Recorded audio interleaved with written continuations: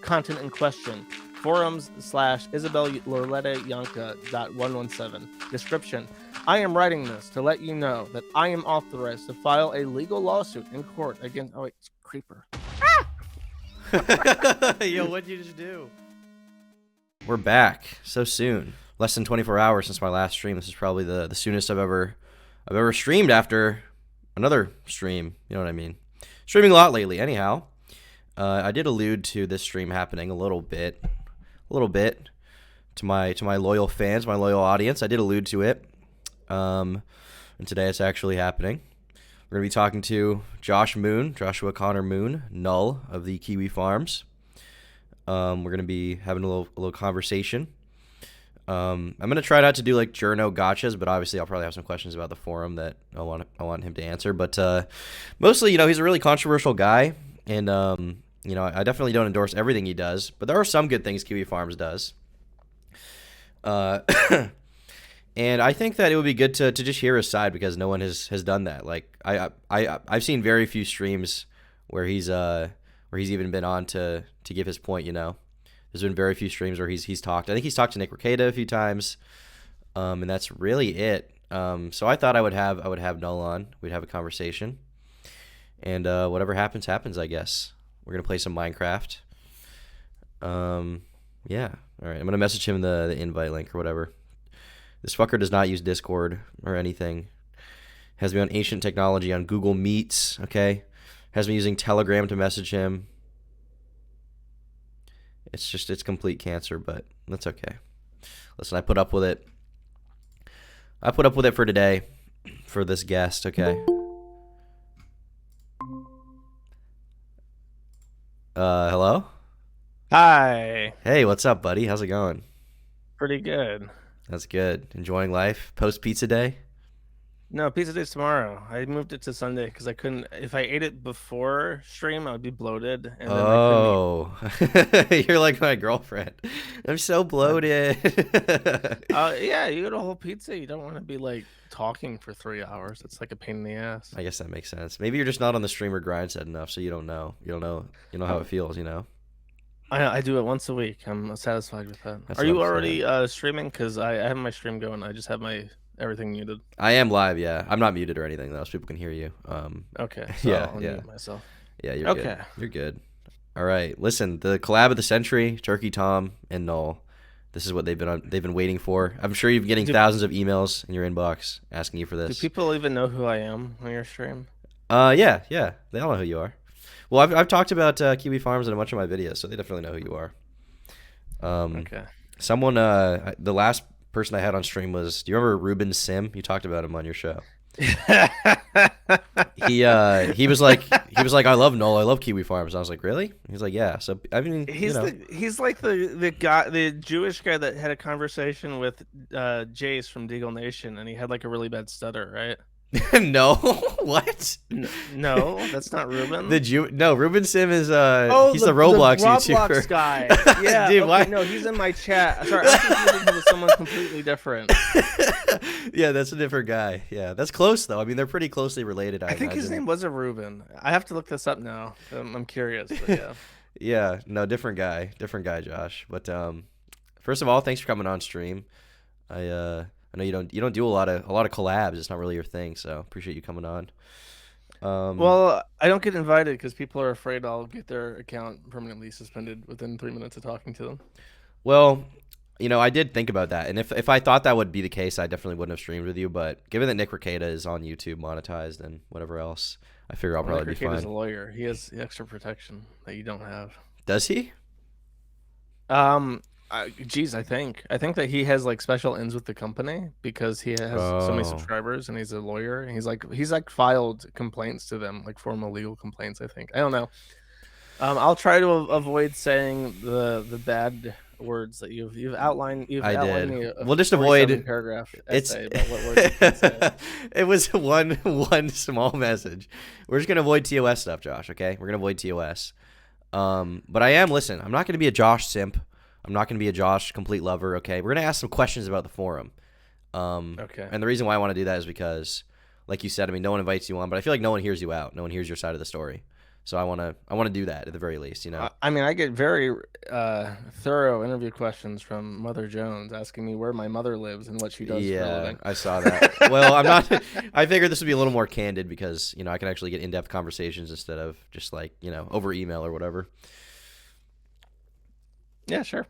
So I added you to the Minecraft realm. That's the first order of Okay. business. Wait, I have to do realms? I thought I can't do realms. No, you can do realms if you have Java. Yeah. Okay, how do I do this? So you're just gonna want to go to Minecraft Realms on the homepage. I have to get a trial. Do I have to buy something? No, I bought it already. Just go to Oh, Minecraft Realms on the bottom, and then on the top you should have an envelope icon next to the Minecraft logo. You press that. There should be an invite. You just accept it. Then what? And then you go back to the home page of Minecraft, and then click Realms again, and it should show up in like a list of realms there. It does not. It does not. Maybe just go back to the homepage one more time and see. Did you accept the invite? Yeah. Okay. Yeah. I did click it correctly, right? I didn't like click the wrong button. You probably clicked it correctly. I'd say just go back to the homepage, and then. I just see the thing. Realms is a safe, simple way to enjoy an online Minecraft experience. Maybe just restart Minecraft real quick. Maybe that's it. You don't have like you don't host you don't know how to host a server, do you? I have a server, but it's also populated by my fans who are gonna come stream snipe us and kill us. So that's why the problem with the server. Okay, 1 second. I'll try to restart this. I promise you, the realm is better, Josh. Okay, it'll be much more intimate. We'll feel very close. We'll feel very close. Okay. Sorry, the actual experience of installing Minecraft is now a fucking nightmare, and it really unironically depresses me that kids your age will never be able to experience the joy of installing a computer program and actually being able to use it without having to like sell your soul directly to Microsoft and install all this other bullshit, and port your account to a Minecraft Live account and have like a Windows Genuine and all this other bullshit. This literally did not, like, they slowly started adding all this bullshit that ruined computer games for absolutely everyone just like a couple years ago, like starting in 2012, and they just kept adding more and more fucking garbage to because microtransactions are so profitable. Every single player game in existence has had to find a way to implement to add them to them, like with Fallout, for instance. They tried to make Fallout 76 because like their games are like the longest running single player games that still get played by thousands of people, and they're like, oh fuck, we built all these great games that people love and play for a decade, but we can't bilk them for cash for millions of dollars like GTA 5 did. We have to figure out a way around this, and now everything sucks because they're all trying to do that. Didn't like nobody play that game though, Fallout 76?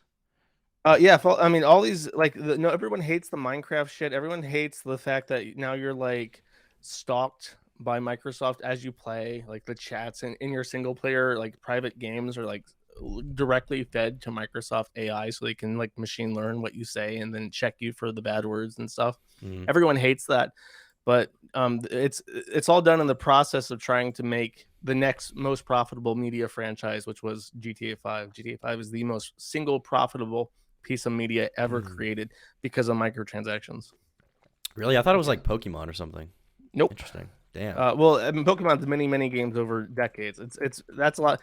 Hello Kitty, I think, is like number 2. But as far as like a single video game or a single movie or a single whatever the put out, it is. Do you have a Doge skin? Is that what this is? Oh, it's Slobbermutt. It's my avatar. Oh, it's your dog? Okay, very nice. I think so. I might have just downloaded a random dog, but I think this is handmade for me. Gotcha. Alrighty. Well, listen. Welcome to my Zoomer Minecraft world.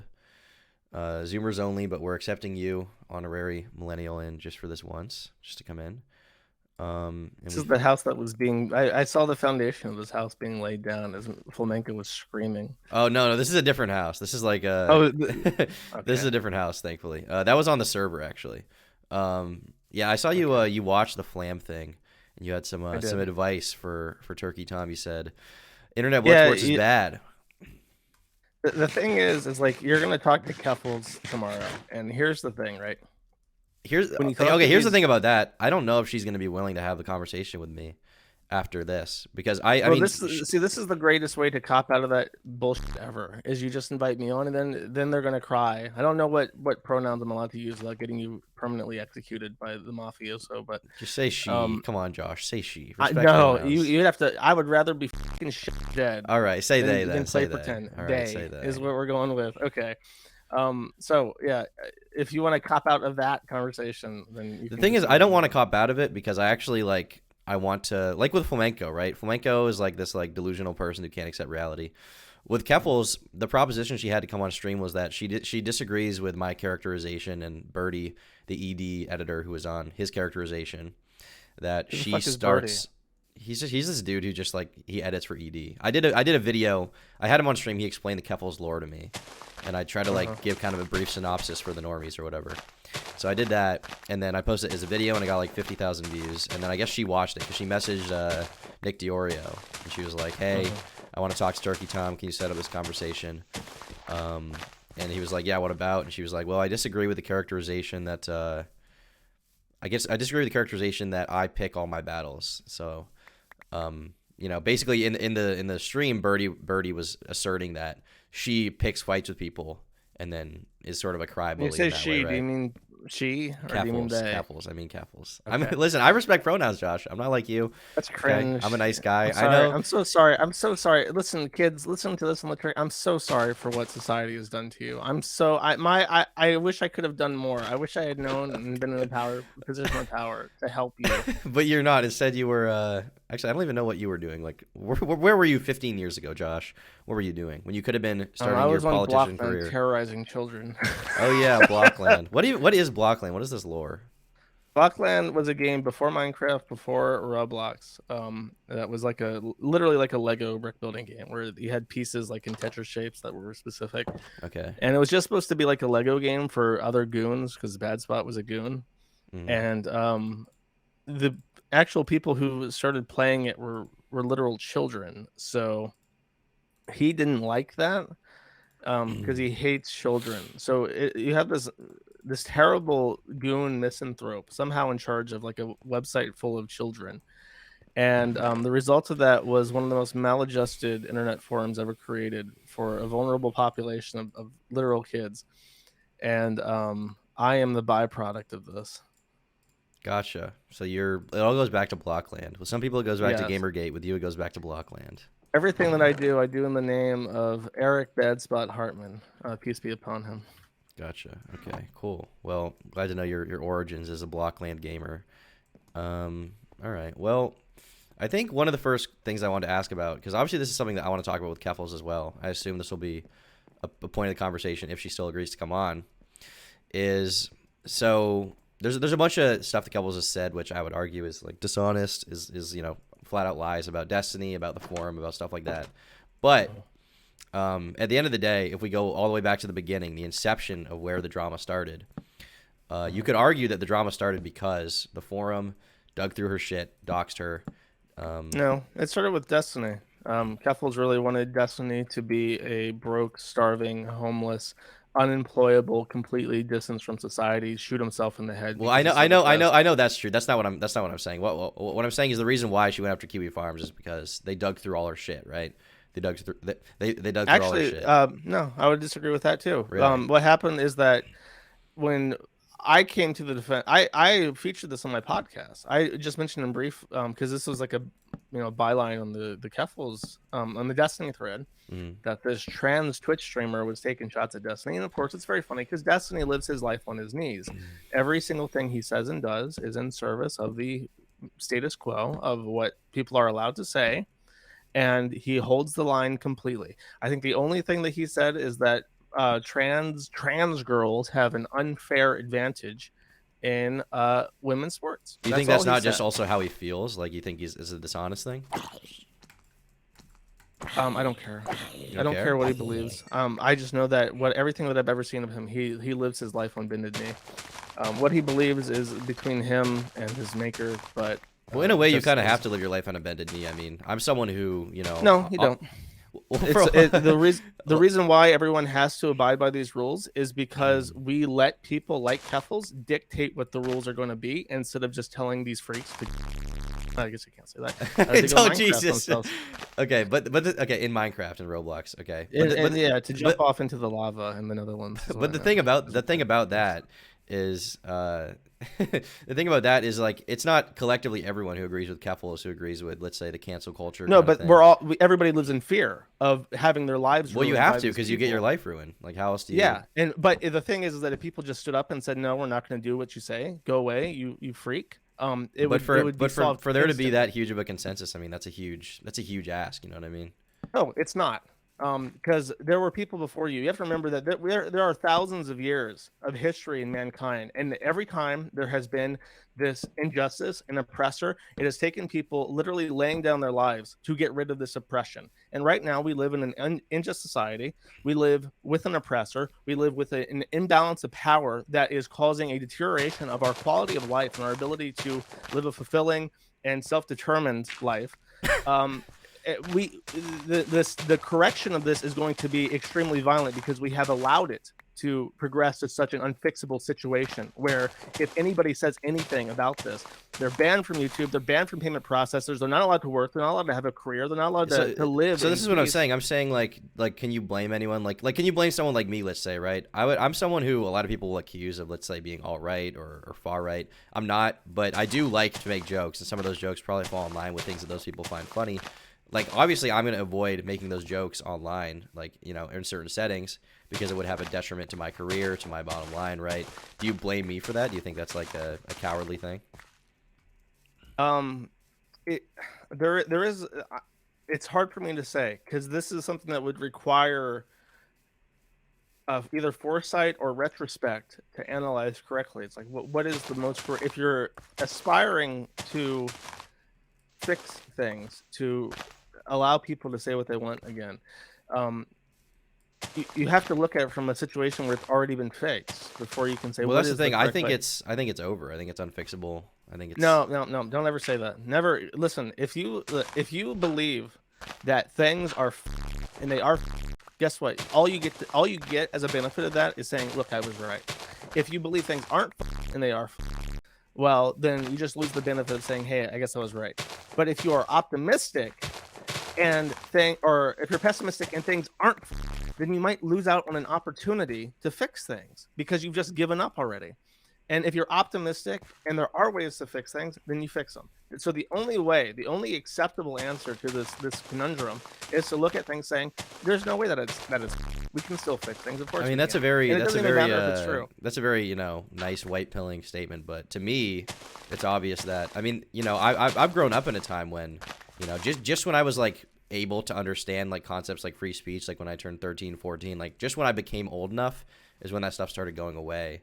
And so it's kind of just been the status quo, you know what I mean? Like watching Leafy get banned and watching, let's say, Lieutenant Corvus get banned and people like that. I mean, these are, you know, YouTubers from my sort of area of the internet that I watch get banned. And it's just kind of been one thing after another. And then, you know, the whole Kiwi Farms thing, to be honest, I thought the farms was going to be gone by like this time. Could die. But I thought it the was going to thing be is over. that I never gave up. I just said I'm going to do this until I have exhausted all possible options. And it is because I maintained an optimistic approach to how I was solving problems that the site is still up. So if you ever need proof of concept that you should never give up and say, "Oh, things are hopeless," then look at what I've done. I am literally one person. I do not have the support of my family. I don't have the support of my government. I have the support of no banks or financial institutions. I live my life on less than a couple $1,000s a month, and most of that goes to my servers. But because I just look at things and say, "Okay, this is what we have. What can we do about it?" This is the reality of our situation, and this is what I want to accomplish. What can we do about it?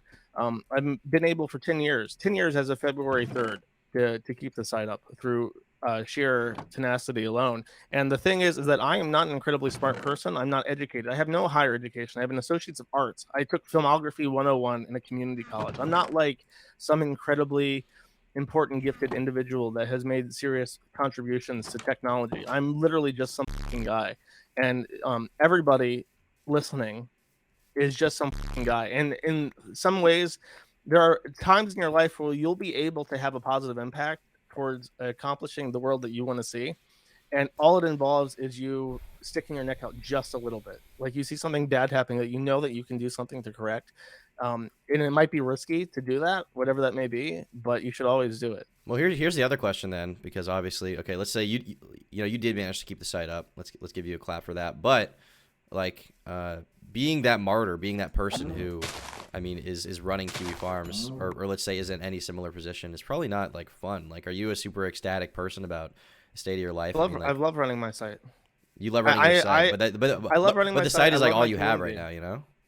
No, it's not. I guarantee you, I can't say like what I do because people like Keffels will actively try to destroy it. Keffels, of course, loves to say that I'm like a cyber stalker and I try to like with people until they kill themselves. I can promise you that Keffels would try to destroy whatever I have. I have things I'm very thankful for. I am not a depressed person. If people think that I am like some, extremely unhappy loner, and I just stick to the forum That's because kind of that's what I thought, literally to be all I honest. have. Yeah, that was my Yeah. impression. Well, you're wrong. Anyone who thinks that is wrong. It's what they choose to believe, or rather, I can't even blame them. It's like I can't blame people and say, oh, they have like a negative opinion on me. It's more like, from what I show people, what I'm allowed to show people, it's very little. And it's like my show is called Mad at the Internet. So when I talk on stream, even I'm very angry. I'm never talking about the things that I love, unless it's like food or other things that anyone could talk about without showing my hand too much. Pizza. Yeah, pizza and licorice chocolate and stuff, but the only reason why I can only show that much of my life is because people like Keffels would literally try to destroy it immediately. Anything that I say Right. that I enjoy, Keffels will go after. There are people posting like old screenshots of me playing EVE Online right now, saying, "Can we get this guy banned from EVE Online?" I played EVE Online when I was like, I think in 2013. It was a long time ago, but it doesn't matter. They still want to get my like Steam account banned or my EVE Online account banned. Uh, so like these are the misery golems out there, and they try to deprive people of what they enjoy. So no, I'm not like super Okay. unhappy. I Has just have to Keffel be said very anything hush about hush. you recently, or is that has it Apple come to a has to standstill pretend for that now? they won. So it's whenever the whole thing is that Keffels is not allowed to like address what I say or address things on the forum, because as far as their audience is allowed to know, the Kiwi Farms was destroyed months Right. ago, and it's not up, and it's never been up actually. Right. Okay. Well, that kind of leads me back to where this kind of tangent started, if you don't mind, which is with Keffels. Okay, let's say she didn't start it. Let's say she didn't start, the conversation around Kiwi Farms. Bottom line is, Kiwi Farms is a place that digs into people's past. They dig into who they are, and it's all, it was all public information. But that also entails sometimes with people like Dream or Corpse Husband, it involves posting info that at the time they wanted to be private, right? And I'd say Dream and Corpse Husband are two people that probably don't deserve to be doxxed, right? To have their public info out there. I think they should have a right to privacy, but their faces are on Um, Kiwi Farms at the top of threads, and family names and stuff like that. I guess my question would be like, how would you, how would you defend that, and how would you make the case to like the average person that that's like okay or cool, thing is that everybody is responsible for their own privacy, and the reason why, like, I'll state this because I don't think many people understand my actual position on doxing. I don't hold the position that dox is a mandatory element of a thread on the forum. It's pretty much an inevitable component of every thread, but it's not something that I'll say, no, you can't post this thread unless you know what middle school they went to or whatever. Yeah. No requirement for that. The issue is that when you start letting people decide what can and cannot be said about them in regards to their personal information, is that this has to apply in a way that is equitable. So then everybody gets to decide what can and cannot be said about them. And you might think, oh well, this is obviously just like maybe relatives, or this applies to a specific demographic.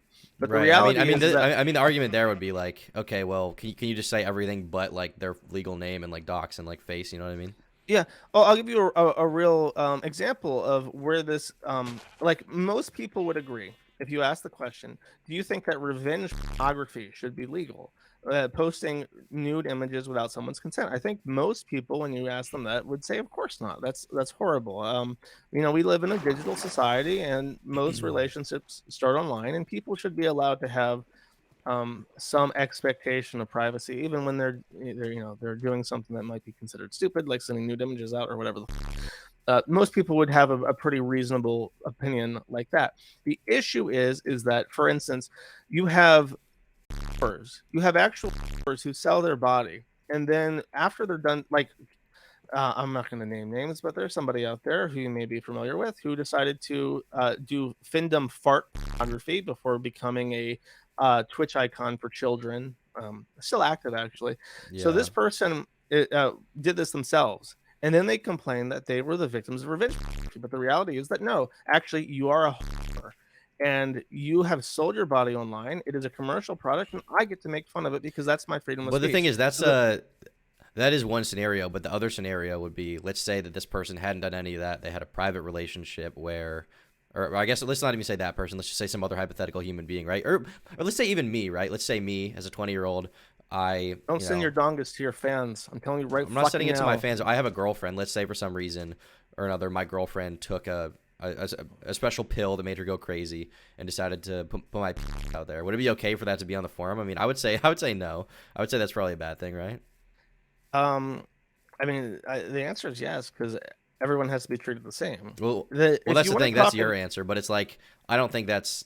I guess people in wouldn't. my eyes, Yeah, that's not the same, you know. a lot of people would disagree with that because it does come from revenge. The issue is that if you're going to make that argument, that you shouldn't be making it to me. Again, I am just some guy. I am not your priest, not your moral arbiter. I have no position in government or authority. I simply allow everything that can be allowed, and I do not put myself in a position where I make morality-based judgment calls on pretty much anything. If you want these things to be considered, you know, unpostable, you have to. It has to be legislated. I have to know as a website operator, as a network administrator, what exactly is and is not allowed on my website. There's in this call to like banning doxing, they never ever make the call to like actually legislate because if I had like a clear cut guide of what was and is not allowed, like I do with child pornography, I know what the DOS standard is, I know what is and is not allowed to be posted in regards to child exploitation. Then maybe I could implement. Sorry, I got distracted by this green and yellow red block up here that I've never seen before. No worries, buddy. Uh, Very pretty game, I know. It's mesmerizing. um, like okay, if there was like a guide on what actually could and could not be posted, then maybe I could work with that. I could work with that. So are And you then if I saying you disagree just with, allow everything that's legal? Is that it? Is that your site's policy? yeah, pretty much. And the thing is that nobody ever tries to challenge us because where most doxing information comes from is the white pages. And do you know where the white pages gets this information? I mean, white pages is public information, right? Yes, it's names and phone numbers and addresses, the exact same information that you don't want posted on the internet, right? Yeah. Yeah, sure.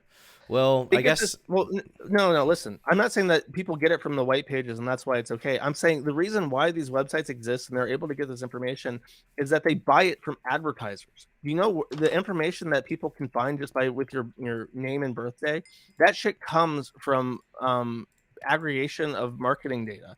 So if we had rules that like made it so that, for instance, your voter information wasn't public or if marketing data wasn't public, then it would be way harder. It would be way easier for people to actually exercise their freedom of speech anonymously, which is pretty much currently impossible because we have no expectation of privacy because businesses own all your personal data. hmm The anger is misdirected, is what I'm saying. People get angry at the forum for allowing doxing when it should be, why is it that every state makes registration information completely public when we don't even have voter ID laws in almost any state? Like, what purpose does that even serve? And then further, why do we allow corporations to peddle our data and sell it in mass to sites like Spokeo and Instant Checkmate and the white pages? Well, I guess my follow-up question to that would be, okay, well, let's say everything you do on the site is technically legal, and you say you don't want to make any moral judgments. I mean, a lot of people will criticize you for that, but if it's not something you'll move on, there's not much conversation to get there. The next question, I guess, would be, I know there is sort of a culture on the site of don't touch the poo or whatever. It's like don't interact with the cows. But obviously, when you post someone's personal information, that's gonna happen, right? In any scenario. And people would argue that the difference between a site like yours and a site like Twitter, which like doxing does happen on Twitter, like Dream got doxed to like hundreds of thousands of people. People were liking it, like very normal, average people were like liking Dream's dox. And meanwhile, then a bunch of the same people probably go after Kiwi Farms. But the sort of question is, No, we're all guilty, right? yeah, but I guess the question is like, okay, Kiwi Farms though, its purpose is as an aggregate for documenting these people, including personal information, and it sort of serves as like, if you were someone who was looking to go and swat a bunch of people, like Kiwi Farms would be a decent reference to go and like find all their personal info and just go, Well, that's go to that, the big right? issue is that all the swatting shit, they are going after people either on the forum intentionally to try and create this problem. So yeah, but even then, like for instance, with Keffels knows this and lies that they were not doxxed on the Kiwi Farms to begin with. They were doxxed by a different site. I guess it's not kosher to say which site. And this site, Yeah, I think I know the site. specifically Yeah. listed all their family information and stuff too. So this happened before the Kiwi Farms, but so in this specific instance, Keffels didn't even give a they got doxxed. That was the greatest thing ever. They made $100,000 getting doxxed. And getting swatted by these other people, but they still blame the Kiwi Farms because that's the target they want to go after. With Marjorie Taylor Greene, we had no threat on Marjorie Taylor Greene. Marjorie Taylor Greene, in some cases, people get swatted without even being doxxed, because guess who has all your docs? The police. So you can just take someone's information, lie about what they're doing, and then the police will investigate it, issue subpoenas to get Right. your I mean, if you personal call the information police that and way. say Marjorie Taylor Greene did this, and they're going to know who that is and be able to find her, Yeah, right? yeah, Yeah. exactly. So that's also a point of frustration, is that yeah, like people can do bad things with information, but that argument has been done to death. People can do bad things with the internet in general. People can do bad things with encryption. The fact that people can do bad things with something good does not mean that something good is inherently bad. Right. And I guess the other thing that people would probably bring up in regards to the forum is that there seems to be a culture of I guess transphobia, you would probably call it. Like there's just a lot of like anytime I've talked about Keffels and stuff, like I'm someone who's been critical of Keffels, but also like I'm respective of her pronouns, which I know you don't like, but I'm respective of that. And every time I do that, everyone in the forums is like, "Oh, don't you mean him? Don't you mean fuck, what's her dead name? Lucas? Don't you mean Lucas?" Lucas Roberts. Yeah, people like Yeah, less than she, it's less or like greater than she. every single time that I mention her, people say that, and it's like that I think that would be one of the main criticisms people have, is that it's like sort of a hateful community in that way. I guess my question would be like, how would you respond to that? How would you characterize that? Is that just like part like a byproduct of being so vilified by the internet and like being the only place that allows that kind It's of a talk? byproduct of the fact that nobody can say that shit anywhere else. You want to know why the Right. forum has 4,000 people on midday? It's because they have nowhere else to go. People have thoroughly banned any of this conversation anywhere. Any sort of hospitable place that might have counter views and good ones to say like, I'm trans and I don't molest any children. Those places have so thoroughly banned any kind of dissenting opinion that there is no way for these conversations to actually play out. So people have to, if they want to be gender critical at all, quote unquote gender critical at all, they have to come. There are women who are completely normal soccer moms, who are just regular Karens, who are concerned about their own children, that post on the Kiwi Farms, even though they don't like the racism, they don't like the, explicit transphobia with the go kill yourself stuff. They don't like that, but they have no other options because the internet has been so thoroughly sterilized by the controlling powers to be explicitly pro-trans. So if you want to blame the Kiwi Farms for being so acidic, then you should be angry at the fact that people have silenced any sort of actual discussion anywhere, be it Twitter or Twitch or YouTube or whatever the fuck. All these places are so censorious that you have driven millions of people a month to my site because I hold a monopoly on something that should be a human right. Right. And I guess the response that Keffels, I'm imagining like if I were to put myself in Keffels' shoes, I don't think she believes in freedom of speech at all. So her response would probably be like, well, if you don't want to, be vilified, then you shouldn't be transphobic, right? That would be her response. So yeah, I mean, there's probably no wiggle room there. Yeah, and I don't even know why. Like, I was actually going to ask, why do you even want to talk to this person? Like, in your audience, I don't think Keffels is going to change anybody's mind, and in their audience, I don't think anybody's mind is going to change. Nobody's going to be like, I mean, "Wow, this I think it would be good content, and at the end of the day, that's what I'm, in the mode to deliver. I'm not someone who, obviously I have my own opinions and stuff about everything, but at the end of the day, like my ultimate goal is to make the best content possible. And if I think Keffels coming on my stream would probably be interesting. I mean, I guarantee if I said like I'm going to talk to Keffels, people would be so excited. I was supposed to talk to, you know who Sneeko is? Vaguely. I was supposed to talk to him. He's like this red pill dude or whatever, and then he ended up like backing out and like never getting back to me. He he kind of big leagued me to talk to Destiny, and then he didn't talk to him, so I got cucked. But people were excited to see that kind of interaction. Like people like to see debates, like to see blood sports, and I don't want to have like a blood sport kind of interaction with Keffels. Like honestly, You just have to remember that my goal with it would be to keep it low key, but still. It is just content. It's like team sports. This is like nobody plays sports anymore because sports suck, and you have to kneel and give thanks to BLM and trans people every time. And then if you're a woman, your skull gets cracked open and you feel helpless because your opponent is biologically a man. Nobody watches sports anymore. Instead, they go to Twitch and watch fat neckbeards yell at each other about socialism and if the Soviet Union or if the Ukrainian Soviet Socialist Republic had it best. Like that is the modern day sports team, because nobody listens to this and goes, this guy makes some salient points about the free market capitalist system. It's more like, yeah, I love my boy Vaush. Woo! I mean, that's the thing. At the end of the day, like, people will say whatever they want about me, but you know, I mean, people can be critical of me for this. That's totally fine. But my ultimate goal is to make the best content possible in like whatever way that is, as long as it's not, you know, destructive to my life and you know, other people's lives. If I can do that, then that's a win for me. I want it to be fun. I want it to be interesting, and that's, I mean, above all else, like, you know, we have this conversation and whatever. I have goals with it. I have like personal wants. But at the end of the day, like, all that stuff is kind of just my own interest. And the interest that I have for everyone else is just that they enjoy the content one way or the other, you know. And that would be the goal with talking to Keffels. And I mean, frankly, I mean, she reached out specifically to talk to me, and I feel like, you know, because guess why? well, the reason why is because I did a video about her, and she thinks that she can correct the record in some way, and I figure, you know what, I mean, I did talk her. I may as well like get in a call with her and hear her piece. You know what I mean? I feel like I owe her that. No, I was gonna say it's because they're completely irrelevant because they failed to take down my site, and that's all they had going for them. Their entire life built. Well, the thing is, her YouTube channel is very irrelevant. The Twitter is still doing okay, and her YouTube channel is slowly getting some level of traction. And that's very slowly. That's with all the YouTube shit, all the algorithm manipulation that gets a few thousand views a video. It's very impressive. I wish I had that kind of support. It takes that much top-down manipulation to get any kind of traction to hear. What do you mean manipulation? Like, you don't think that there's people on YouTube actively manipulating the algorithm for the most how do I want to phrase it? Progressive? Most politically corrective, progressive voices. I think that YouTube, honestly, in my experience, YouTube themselves are way less political than people think they are. I think they bow to advertisers very easily, and I think you can criticize them for that, but ultimately their interest is in making the most money possible, and that's the interest of most companies. And so I don't think YouTube particularly promotes Keffels. I think that YouTube promotes stuff that makes them money. Keffels openly brags about having people in YouTube, having people in the media, having people in Twitter. In YouTube, I know. Okay, I know Twitter. I know the media. Twitter's corrupt. The media's corrupt. But YouTube, really, is that real?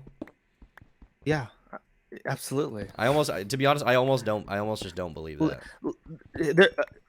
Keffels is friends with the fucking the dude that stole government documents. Liz Fong Jones is capable of calling up people who run tier 1 ISPs. Who stole government documents. Yes, the woman who stole government documents, Josh. But he was a man when he stole the documents. I don't know. Okay. Yeah, I know Keffels is friends with them, but they don't work for YouTube, right? I guess I'm just dubious of the idea that like YouTube specifically is pushing Keffels, because even if they were doing that, like let's say they are, like, they should be seeing more success than they are now. I think a problem for them is that they don't really have to watch a boring troglodyte drone on about fucking kiwi farms and how their state orgasms so fucking hard. Nobody. Well, they're not really talking about kiwi farms anymore. They're trying to be. I don't know if you've seen their last video I watched was about how intense his state organs were.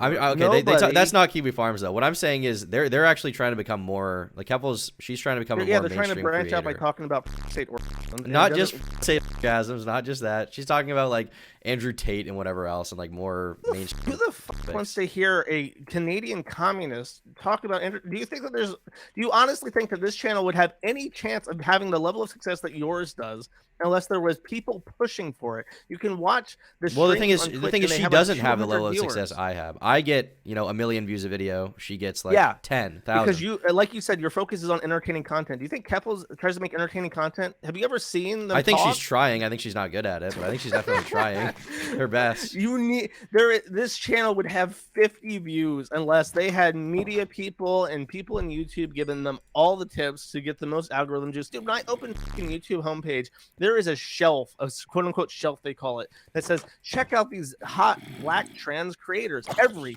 time I see this, I say no. I don't care. I'll never care. You'll never get me to watch one of these black trans creators. And then I go through, actually, before I close out of it, I go through and I manually on every single video say, don't recommend this channel. And I do that every time. And it still comes back and I still close it.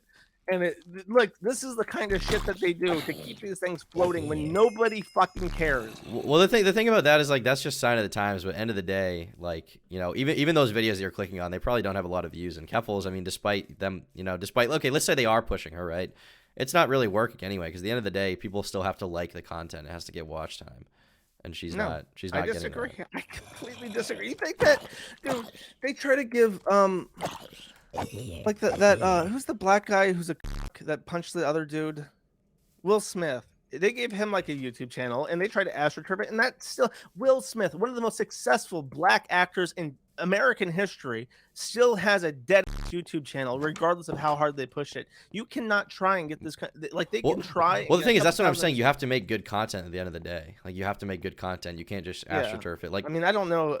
You say that. I don't follow it closely. The last video I watched was literally a video about how intense his weapons were, and it's just like. Orgasms were, and I didn't watch that video. I avoided it because I don't want to hear about that stuff. But more power. Listen, I'm gonna correct every time you bring it with the improper pronouns. I'm gonna correct you. I'm the libtard of this stream. Okay, I'm gonna be libtarding this shit up. You can do you. But I do appreciate you avoiding the slurs. That's very courteous to me. I'm the best. But where are you in Minecraft, Josh? Where are you, buddy? I'm in my pit. I'm digging a hole. This is what I do every game. I build a hole down to the earth. I will find my people. You just go down there with the rats or whatever. Is that a metaphor for your life? No, I'm just digging a hole. Just digging down to the bottom. I'm a dwarf and I'm digging a hole. Crawling down with the cretins. You put the crafting table on the floor. That's a little bougie, don't you think? It's just where I put it. It's a little bougie. All right, here we go. We're gonna go down to the bottom. Listen, I'll help you. Okay, we're in this together. Okay. This is Americana, working together to solve a problem. I don't know if Keffels will want to talk to you after I think probably not, but if she still wants to, I'll have the conversation. I mean the thing about it is like I would understand, like I think it would be Keffels will do whatever she wants. I think she's kind of out there in terms of how she acts, but I would understand if she didn't want to talk to me after this if I was like talking to you about how I hate trans people. But the thing about it is like I'm totally interested in giving her. Have you ever seen that video of Keffels talking to Stardust? Yeah, I have, and the thing is that's what I'm saying. Like it might, that's probably the reaction I'm gonna get, but I don't know that. That's a stupid turkey, Tom. Oh my god, you have to denounce Kiwi Farm anytime it's brought up. But actually, you know what? That might not apply to you because you're not a woman. I think that kind of unique vitriol is reserved for people who are born a woman. Well, I think she's probably her and her fans are gonna call me either like a crypto fascist or a centrist. And the thing about being called a centrist is they see that as an insult, but like I'm kind of okay with being called a centrist because this is gonna sound so gay here's a to the average person. The left-right dichotomy is complete fiction. We have entered a stage in our society where there are insane people, and there's everybody else, and everyone else has to figure out some sort of, you have that political compass quadrant has to find a cross quadrant alignment. Well, I'm not necessarily talking about like when I say centrist, I don't mean politics. I mean more like, although I guess I did mention the far right thing, but what I mean more is that like my take on Kiwi Farms and everything is not like one way or the other totally. Like even with Keffels, like I'd say I'm more sympathetic to her than a lot of the people in my audience. And I'm definitely more sympathetic to her than you are. Well, because I try to understand both sides. I'm like Boogie, okay? I try to fence it a little bit. Okay, Boogie, explain this to me. Okay, let's say I'm Keffels, okay? Let's say I'm Keffels. Okay. I'm someone who's a streamer. You have to kind of divorce it from the stuff going after Destiny, but she feels that her identity is being you have to divorce it from its actual motivation to make any sense of it other than the fact that Keffels is a but grifter. the thing about people is people don't totally make sense. They're always like hypocritical in some way. And I just want to people are very easy. You'll be surprised at how obvious a human being is. Okay. Am I obvious, Josh?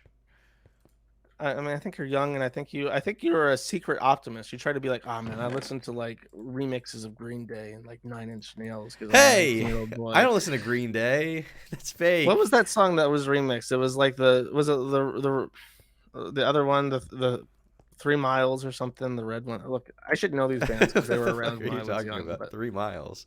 It was like a remix. Are you talking about the song I was playing? Yeah. It's like 3 Stripes or something. Yeah, I was playing The Fray is the band, and it was a Day to Remember cover of The Fray. Yeah. Okay. But the thing is, So listen, I am kind of a doomer in like as far as the state of the internet. I'm an optimist in my personal life because like there are things I want to do and like it's family, girlfriend, stuff like that. You know what I I say mean? the state of the internet though. It's everything. Everything is poisoned by this kind of radiation. I don't know if you're in college or whatever, I but I'm dropped sure if you're out. in college, yeah, based. That's why you're a crypto fascist now, because you didn't go and you didn't get the pos load in your mouth. You've been saved by your own lack of what's the word, of ambition.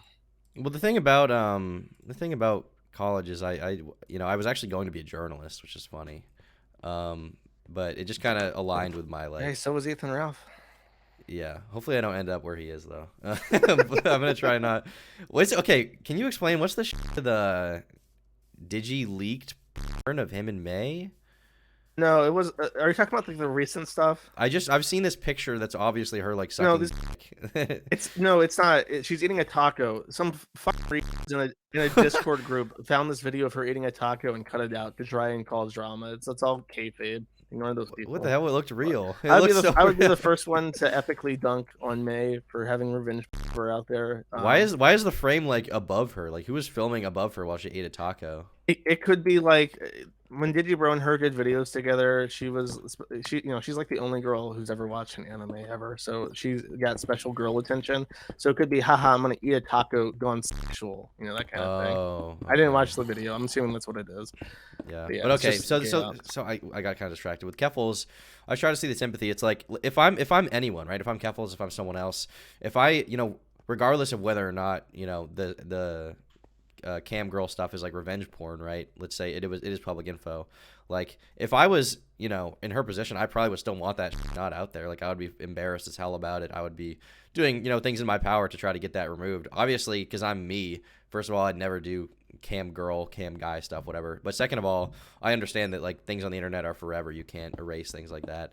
But from her position, it's like she's gonna do everything in her power to get rid of that because it doesn't stand to benefit her recent political Twitch career. You can criticize her all you want for that. I mean, and that's totally fair. But from her perspective, like that's the way she sees it. It's like she wants to remove that stuff. She doesn't want it to be out there. She wants to lie about it, etc. Yeah, I mean, but like, I mean, when you okay, wow, that's a bit of a take. Let's unpack this real Let's quick. unpack it. Let's unpack this. Your position here. There's a quote by a Prussian philosopher, Carl Schmitt, who says that there is no such thing as the political. There is simply friend and foe. In politics, you have your friends and you have your foes. That's why the communist USSR can ally with Great Britain to destroy fascism. That's why while you have Italian fascism and you have National Socialism in Germany, completely different things. Most people don't know that because history doesn't teach them that, but they found uncommon alliances in interests. My point is that what you're saying is Keffel's position is that anything goes because it would benefit me in that regard, and I think that's is probably Vosh's position as well. Yeah. yeah, because they're communists. I mean, But it's not just a communist thing. I mean, probably someone like let's say Nick Fuentes. He probably feels the same way about his side, right? yeah, he does. He Yeah. does. Absolutely. That's why I think a lot of people are getting swatted because it hurts the site, and the site has a lot of things on Nick Fuentes too. That's just my opinion. I have no evidence for that, but that's what I believe. That sort of position, oh man, would almost be admirable if it wasn't directed at a gossip forum. The fact is that this total war shit where it's like I will literally do like for instance Liz Fong Jones, one of Keffels' old friends. They've split ways because they're both too crazy to talk to each other and keep an alliance going. But Liz Fong Jones is trying to get my internet IP resource allocations revoked by Apnic. Apnic is a company out of Australia. Can you explain some of the? I will absolutely explain this. I have IP addresses. I get my IP addresses from what's called a regional internet registry in RIR. There are 5 of these. The one that I have my IPs from is in Australia. Australia, the RIR there, Apnic, services all of Asia and Oceania. So Australia, but also China. So Liz Fong Jones is trying to get my resources revoked in the same region that China exists. because they want the kiwi farms taken down, not Mm-hmm. realizing, or perhaps do realizing because they are Chinese, that once they accomplish this, there will be nothing stopping China from making takedown requests for internet resource allocations. And this has never happened before. No IP address has ever been revoked because people didn't like the content on the website. That has literally never happened before. And they're trying to make it happen for the first time in spite of the kiwi farms. If this was like, for instance, Cloudflare took us down, right? Wow, that was a great victory for them. There are websites that host ISIS declarations and setting people on fire. There's a website dedicated to torturing baby monkeys. Right now, if you want to go watch a baby monkey, a live baby monkey, get a hole drilled in its fucking head by absolute psychopaths, there's a website for that. Yeah, this It's is something hosted by Cloudflare. I was gonna bring up actually, so I'm glad you mentioned it because I mean, everyone in my audience probably knows about this because I did a video about the monkey hate stuff. But even YouTube is hosting that stuff right now, and you know Cloudflare's not gonna drop YouTube, but If these people were like total war site, like we tolerate, there's a group of people who are actually nuts out there called who are like all Chris Hansen imitators, and they all want to be like the next yes, Chris I know who Hansen. they are. And Yeah. we tolerate them, even though they're fucking crazy, and they often go after and do completely illegal and psychotic things after these people. We tolerate them more because they have this like scorched earth policy on pedophiles. And if it was anybody else, if they were going after anybody else, they would just be keffals. They would be fucking lunatics. Well, here's the thing with So your site. I guess I would want to question is like you said you didn't want to make moral judgments on the content of the site. Would you remove like monkey hate stuff if people were making a like let's say for some reason the monkey haters decided Kiwi Farms is a good place to make our own thread to talk about how we hate monkeys. We're gonna well, I get don't. Like for instance, with like the zoo status stuff, when there was the big leaks that got Kiro the Wolf and his buddies who were fucking dogs, and there was one guy in particular who was fucking a dog to death with a wooden stake covered in ants. yeah, I remember That that is guy. now Yeah. he was Cuban, and we found out where he was, and now nobody knows what happens to him. The government got him, and that's the last anyone's heard of it. So whatever happens to people who fuck dogs to death in Cuba has happened to that guy.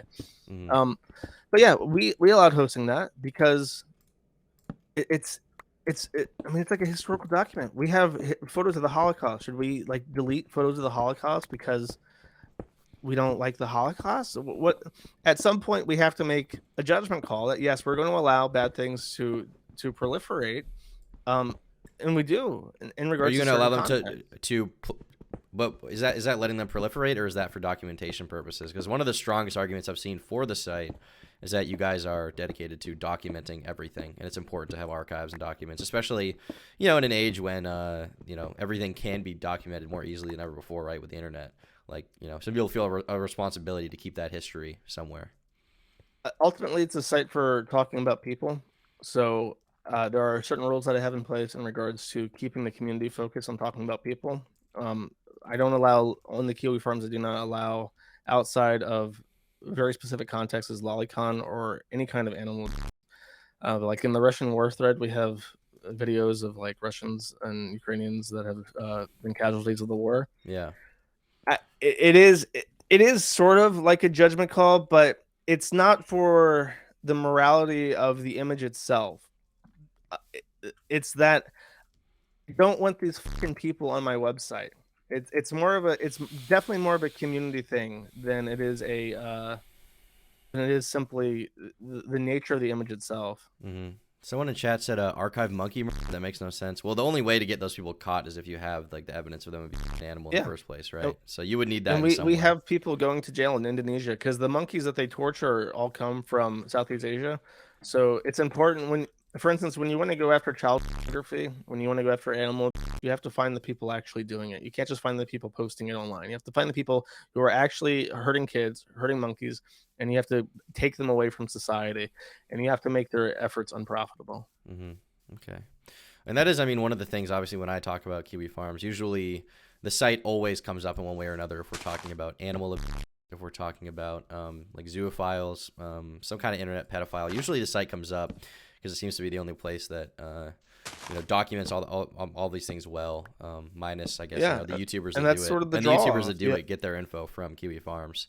Yeah, and they don't mention it because they can't mention it without getting backlash for mentioning it. And then even though, like, when all these Tumblrites who hate the Kiwi Farms, when it comes time to post receipts about their favorite person who just got caught grooming, a 15-year-old, they break their rule. They go to the site and they talk about the stuff they see on the site, but they don't talk about where it comes from and stuff. And it's just like, I know I know what Well, I they guess that's the do. thing with every YouTuber. It's like I feel like I get why people don't want to talk about Kiwi Farms at all, but the reason why I credit this site is because it's like, well, I did get my info there. Like at the end of the day, probably with some of the research I've gotten there, it's literally made me like tens of thousands of dollars a month. Like I feel like I have some obligation to at least hear your side, talk to the guy who runs the site. Even Yeah, if I don't and agree with it, and I'm going to be correcting you on the pronouns every 5 minutes, I feel like I should. I don't know. I feel some obligation to speak to you in some way. the frustrating thing, like when you are in my position, it's sort of important to try and keep a level head about certain things. And one of those things is to try and rein in any kind of envy. Because it is frustrating. Like I know for a fact, based off the numbers that I had available to me when I was allowed to have like AdSense and stuff, because there was a point where I Mm-hmm. was able to have AdSense. If the Kiwi Farms was allowed to be monetized like a normal website, I would probably make in the realm of $20,000 a month easy just Yeah. from the site. And it's like all of my issues, all the struggle that I go through would be alleviated so much if I could just have what everybody else had. Um, Even so even it is 20,000, like that's what I make in an off month. That's like a low month for me these days. passively, even when you don't put out videos and shit. No, I mean I'm always putting out videos. What I'm saying is Oh, like my best month last year was 80,000. that's pretty good. And it's like I hope. if you're in your position, I would be like, holy shit. Like Have you have you like contacted like financial people to like if I do if you look for financial help, you should be investing the money in a way that like benefits you, but you should look into what's called a fiduciary. They are people who are legally obligated to have your financial interests in mind. If you talk to someone who's just a quote unquote financial expert, they often work for a company and try to sell you that product. So if you're going to like try and protect your money, you should look for what's called a fiduciary because those people are legally obligated to represent your financial yeah, interests I have and a not I have a the very close banks. family member who is he has that kind of a job, so he's been helping me out a little bit. Okay. So yeah, I talked to him a little bit, but yeah, I mean, but yeah, the thing is, I mean, for you, I guess my question would be like, are there other ways you could monetize a site? I'm sure it's something you've thought about. Um, I I don't want to talk too much about the finances of the site because they more than anything else they go after that because Yeah, obviously if you run them, Bitcoin is super important and it's very frustrating to see how much shit Bitcoin gets as like people automatically associate it with like a scam or whatever. Bitcoin has been incredibly important to the site staying up because it's effectively the only way that I'm allowed to collect money these days. hmm okay. Have you thought about like I'm trying to think like other ways you could potentially bring in some revenue? I mean, obviously, ads are out of the question for you, right? But The main issue is that actually, I so mean, if here's 4chan here's has ads, you know. 4chan is very censored. 4chan does not allow docs. If you try to post, for instance, about Isabella Yanka on 4chan, you will immediately be banned. You'll be Oh yeah, permanently banned from 4chan if you post about Isabella Yanka. yeah. Someone's trying to take down my video about her right now, repeatedly, constantly, Yeah, incessantly. it's a group that they pay money for. I get emails from them constantly. I get privacy complaints via Google. I think that the board may be de-indexed, but Daddy's Isabel Yanka, the little girl who decided to murder hamsters and encourage Chris to his mom. That little girl is the daughter of an FBI or a CIA agent, retired contractor working for the CIA. And if you Google Yanka Cloudflare, you'll find a video of Matthew Prince sitting next to the person whose daughter boiled hamsters alive and spoke to Chris Chan months before Cloudflare kicked us off of hmm their service. And I'm sure that there's no coincidence between the CIA agent sitting next to the CEO of Cloudflare, Matthew Prince, and Yeah, I've talking about. that would be crazy, Josh. Don't be conspiratorial. Um, but yeah, I mean, I've been getting on my Yanka video. Is it Yanka or Janky? I always maybe that's the real. Yanka. Okay, I'm is pretty that sure. Polish or something? Fucked up name. German, I'm pretty sure. Oh, okay. Imagine, dude. Imagine being German. Okay. Anyhow, I know that's the worst. that's the worst fate. Every time I see a German, I get freaked out. A shiver goes up my spine. I actually do because I hate their accent. It's so like effeminate and like gay. Oh Um, yeah. but I have to like respect them somehow because I have a very cheap taste in cars and I love German cars. So if you ever see these like Pajeets running around in their BMWs, like that's basically me. But anyhow, Are you a Pajit? no. But I like their taste in cars, which is like BMW and Oh, I Audi. see. um, anyhow, So the thing about that is I keep getting privacy complaints on my video. The first one they sent was a long time ago, and I just ignored it and nothing happened. And then I got another one, and it was so the video was like 28 minutes and 17 seconds long. It's like a 28-minute long video about Isabella. Or sorry, yeah, it's like 23 minutes long, and it's got like 2 million views. And it's like the most popular, like if you search up Isabella Janke, like that's the first result, like it's gonna come up. And so I keep getting privacy complaints. The first one was for like 30 seconds longer than the actual length of the video, which is really weird. Like they didn't properly timestamp it. When you submit a privacy complaint, you have to submit like, here's the portion of the video I want cut out from YouTube, right? And that's the portion that the YouTube rep will, review to see if it violates your privacy. They timestamp more than the length of the video. Which is funny. And then, so that time I sent an email to YouTube and I literally explained like who Isabella Janke is. And I was like, this is all public information. Like I didn't include her address or anything. Like everything in this is like public info. She herself forfeited. Let me find this email real quick. I know what you're talking about. There's this guy. They definitely are paying these quote unquote SEO experts to help clean up her results so that she has some semblance of a life. She should not be employed by anyone. As far as like people should be completely blacklisted and not allowed anywhere near any kind of respectable institution. Hampshire mother encourager Isabella Janke should be basically excised from. But she is trying. She is trying through privacy complaints. Trying very hard. Probably will succeed because of people who say doxing is bad. So we have to make sure that everyone has total control over their personal information, even if they boil hamsters alive and encourage people to fuck their moms. We have to be able to make sure people can clean that up. If you remember, one of our friends copyright information. Wait, hold up. Let me read this. Takedown expert from takedownexpert3@gmail.com to legal@kiwifarms.net. Removal of copyright and defaming content. Signature Saghir Ahmad. Content in question. Forums/IsabelLoretta-Janke.117. Description: I am writing this to let you know that I am authorized to file a legal lawsuit in court against. Oh wait, it's creeper. Yo, what'd you just do? I almost got blowed up. Did you blow up the house or something? No, I blew up a hole in the ground. Oh, what the it f***ed up the... Okay, I actually didn't really f*** up the path. All right. Yeah, I got out of the way. Okay. All right. I didn't go ack. Okay, website for defaming my client, Isabella Janke, by sharing false and baseless allegations. The allegations include sexual assault, money, theft, and many defamatory accusations without providing any proper evidence, which is a clear violation of the DMCA Act. The DMCA Act. The DMCA Act. The DMCA. I'm pretty sure the A in the DMCA is Act. So it's the DMCA, the Digital Millennium Copyright Act. Yeah. Specifically excludes any sort of defamation on the internet. And by defamation, they mean things they don't like being public. The article also sharing private information of my client by sharing his, I guess Isabella is now a transgender, address and place of work, which is causing deep concern to my client and his whole family. So this is probably Mr. Janke, former CIA agent who sits next to Matthew Prince on a couch and talks about how things need to be censored by Cloudflare more often.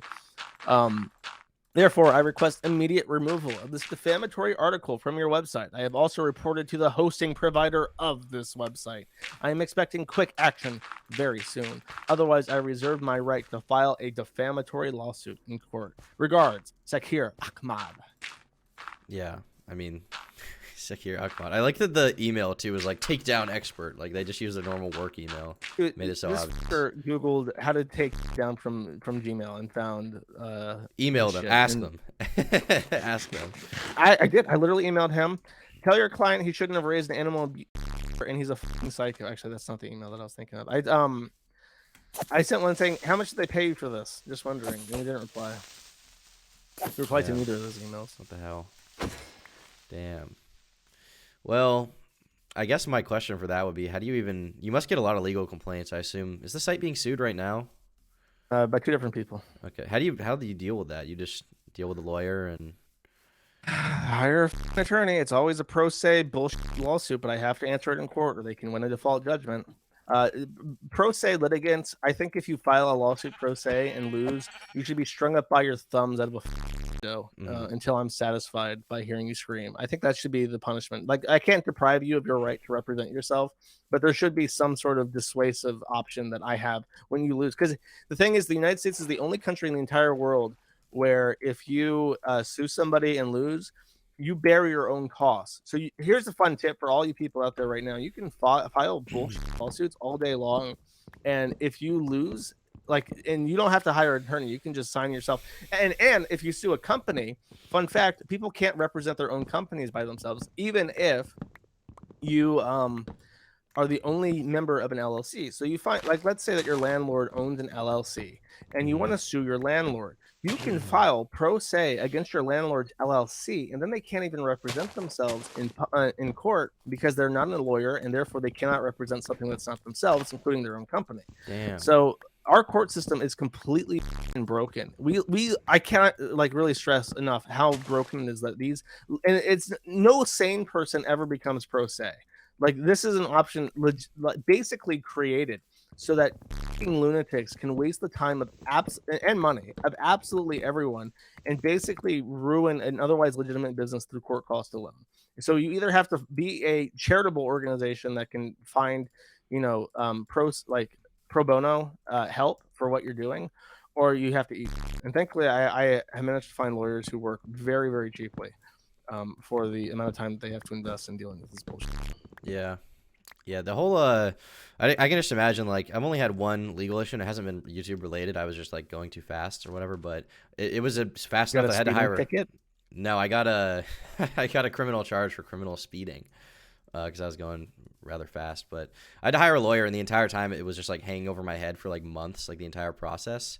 And so I can only imagine like being sued by someone when you're trying to run a website would probably make me shit my pants. I recently even I canceled a video I was going to do about, you know who Billy Mitchell is? Vaguely, I'm aware. He's like I'll explain to chat. He's this video game dude from the 80s or whatever that the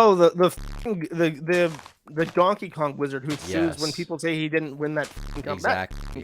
That guy, that's a prime example, chat. You have to remember that we can't just handle things in court. People like him need to be hung out a window by their thumbs until they're satisfied that the damage they're causing people over their a Donkey Kong competition. Nobody gives a Billy Mitchell. Well, that's the thing. It's nobody gives a but he will sue you for $1 million, which is like, I mean, I have some money, but like, I don't have $1 million if I were to lose. And even if I, even if I were to win, it's like, that's like 3 years of my life that is like gone to, like, first of all, being sued by him and then hopefully countersuing him. Yeah, it's nauseating. These people disgust me. They literally disgust me. People like Calfold, Billy Mitchell, and all these words who sue over absolutely nothing. They have no claim to. Has Calfold sued anyone? They threatened to. I think that they talked to a lawyer and realized that it would cost $75,000 to go to court, and they would probably lose because there's no actual thing. Decided it wasn't worth it. But yeah, I know. Destiny was going to sue her, but decided not to. I hate that. Destiny's such a. I mean, okay. The thing about him is, I think you have to understand from his point of view. It's like, if she's not actively going after him, if the slander or whatever has stopped, and maybe he realized that like these mainstream articles, which his main contention seemed to be that there were a lot of mainstream articles that were citing the Keffel stuff. But if those people aren't talking about him, then it's like, is it worth taking up like years of his life to like take her to court? It's not and go to about trial? the money. It's about sending a message. Well, for him, it's about time and money. It's about time and money for him. Ultimately. Well, okay, then you know what? He can spend his entire life on his knees. He can sell his wife to whoever is the highest bidder. He can make his life as min-maxed about money and efficiency, but he has the opportunity. He has a legitimate position here to set precedent and to punish people for hurting people, basically. And he's going to decide not to because he's just like, I would rather just sit on my and play video games every day and occasionally debate some card about bullshit nobody cares about. That is his decision. That's what he wants to do, you know. Well, it's pathetic, and I try to. Destiny sometimes comes out and does things that I find very admirable, and then I try to like him. I really do. I've tried listening to him. I've tried talking to him, and it's just like, this is a guy who has no backbone. This man should be bullied. He's a little manlet. He's in a little world, and as long as he has photography and food and shelter, he will be very happy to just sit around and suck his entire life. Have you guys ever talked? I've tried. can't remember the contact. I've sent him emails. The first email contact I ever had was someone told me that he was a white supremacist, so I joined his Discord server. Oh my god! And then I was You asshole! What the I was immediately banned by someone with a communist avatar, and I emailed him like, "What the f is with this mod?" And he says, "Haha, bro, epic meme, so funny, haha." Like almost word for word that. And then I tried to message him later on, saying because the site was completely down. It was like I said I was never going to talk to him, but the site was completely down. I said, I don't have to worry about the site right now. So do you want to talk? And he never replied because at that time he was very busy entertaining a pedophile that he had as his best friend. So I couldn't fit into his sucking contest to appease this pedophile enough to have a conversation with. Thankfully you're not intertwined with such complexities in scheduling. Courtney in chat says Destiny subreddit is. Josh is right about that. I don't know. I'd argue that Destiny does. He holds his convictions better than pretty much most people online. I mean, I know what are his convictions? I mean, he's a libtard, but I mean, he's had huge falling outs with people like Hassan and Bosch over disagreements. I mean, he's lost his Twitch because of his stance on the trans stuff. You know what I mean? Like he has. I try to like him, but he's just a nerd. I've tried my best, but like I think if you guys talked, okay, you'd be best friends. In no time, you'd be hanging out. It'll be just like 10 years ago when you guys used to play StarCraft. Okay, it'd be the same. Oh yeah, exactly. I miss our days playing the toss and tossing the Zerg together. That was one of the more frustrating things for me about Keffels was that like that one was like something she admitted was a flat out lie. Constantly trying to implicate Destiny in my affairs by saying that we were BFFs tossing Zerg together. Dude, they do the minimum amount of research possible. I get emails from actual journalists who get paid. They get paid a living wage. They don't have to like eat and like strip on the side to make their money to live. They get paid a living wage, and they have no fucking idea about anything they talk about. And it's just like, this is not fair. And this is proof that we don't live in a just society, because in a just society, people like this would have to be in the streets writing their articles and publishing them for free on some Substack or whatever the fuck. But they get paid by Mother Jones, and they're this stupid. I mean, they get paid, but as someone who was going to journalism school and was like meeting people who were journalists and like asking, like finding out how much they make, like they make a living wage, but it's not, it's like $35,000 a year, to $40,000 a year, which is not. They don't even deserve that. Especially where they live in like Connecticut, New York. Like it's not an amazing. Yeah, it's not. Amazing. I hope they're miserable, and I hope that they suffer through life. Well, they probably are, and that's ultimately why, like, half the reason why I decided not to go to journalism school was just because, like, I probably would hate myself forever if I was a journalist. Not just because of the work, but like, if the work sucked, I could live through that. If like the pay was really good, but the pay is like less than acceptable to me. So it's like, no, fuck no.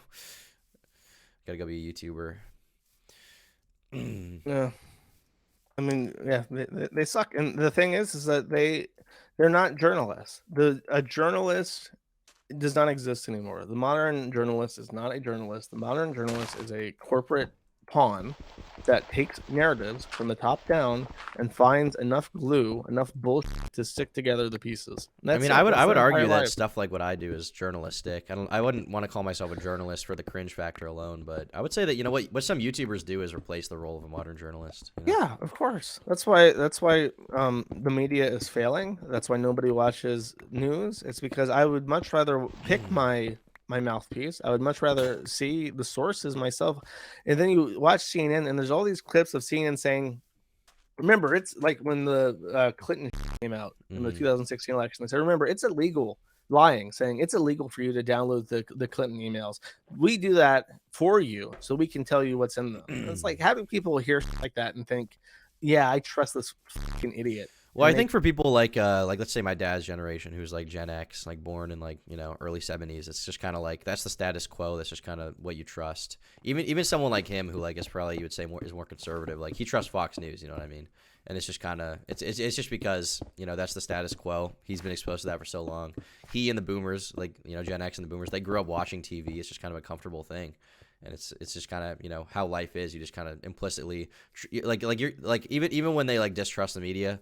They're going to distrust CNN, but then trust like Fox. They're going to trust Breitbart or whatever, you know. There's going to be someone that they turn to in the mainstream. Here's a boomerism to take for all the little kids listening.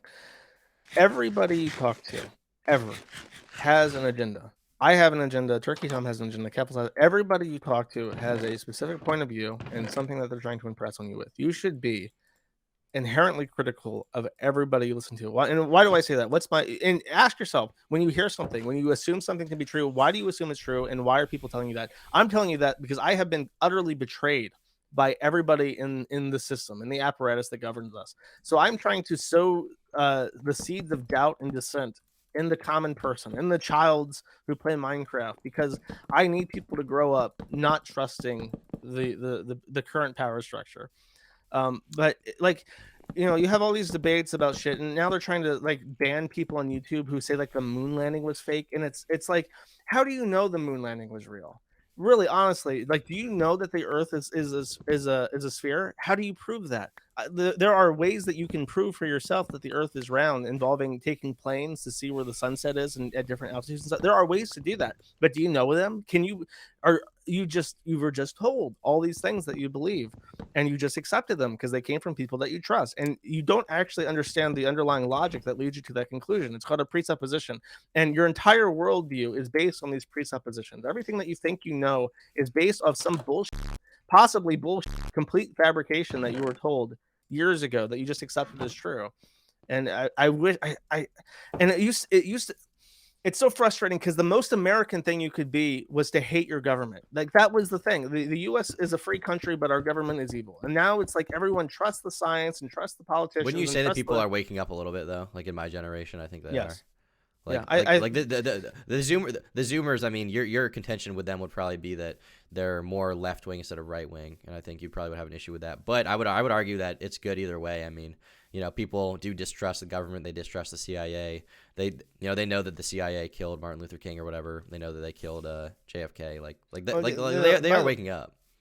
Not only did the CIA kill JFK, they killed JFK because he was trying to remove power from the Federal Reserve. The Federal Reserve issues all your money. The Federal Reserve is a private organization. They claim that they're government run, but that's because the government owns a minority share of the Federal Reserve. They're owned by the banks. JP Morgan Chase owns most of the Federal Reserve. So the fact is that our entire economy is based around the figment of your imagination. A dollar has no actual intrinsic value, and it's based off the fact that JP Morgan Chase um, prints all the money that they want to. And when JFK wanted to take that and put it back in the hands of the Department of Treasury so that it is a purely government-run organization and not one that's privately owned in part, they killed him.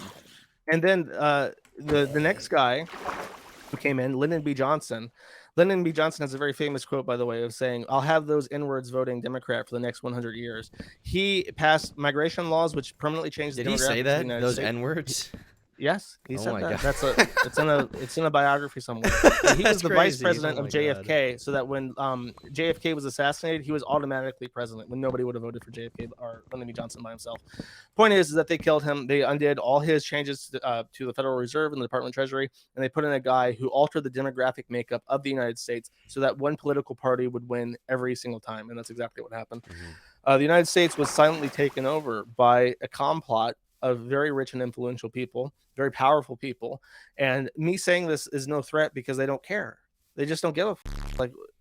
They already won effectively in their mind. Well, that's what I'm saying. It's like it's kind of over, It's kind of over. No, it's never over because over? it's a small group of people and a lot of people that they want to rule over. And I don't think nothing lasts forever. The Roman Empire lasted for 250 years. The U.S. Empire is going on 250 years now, and it's like there's never been a unified government that has lasted for, there's never been 1,000-year Reich. Okay, Should we all move everything. to Serbia? I'll come back to the U.S. one day.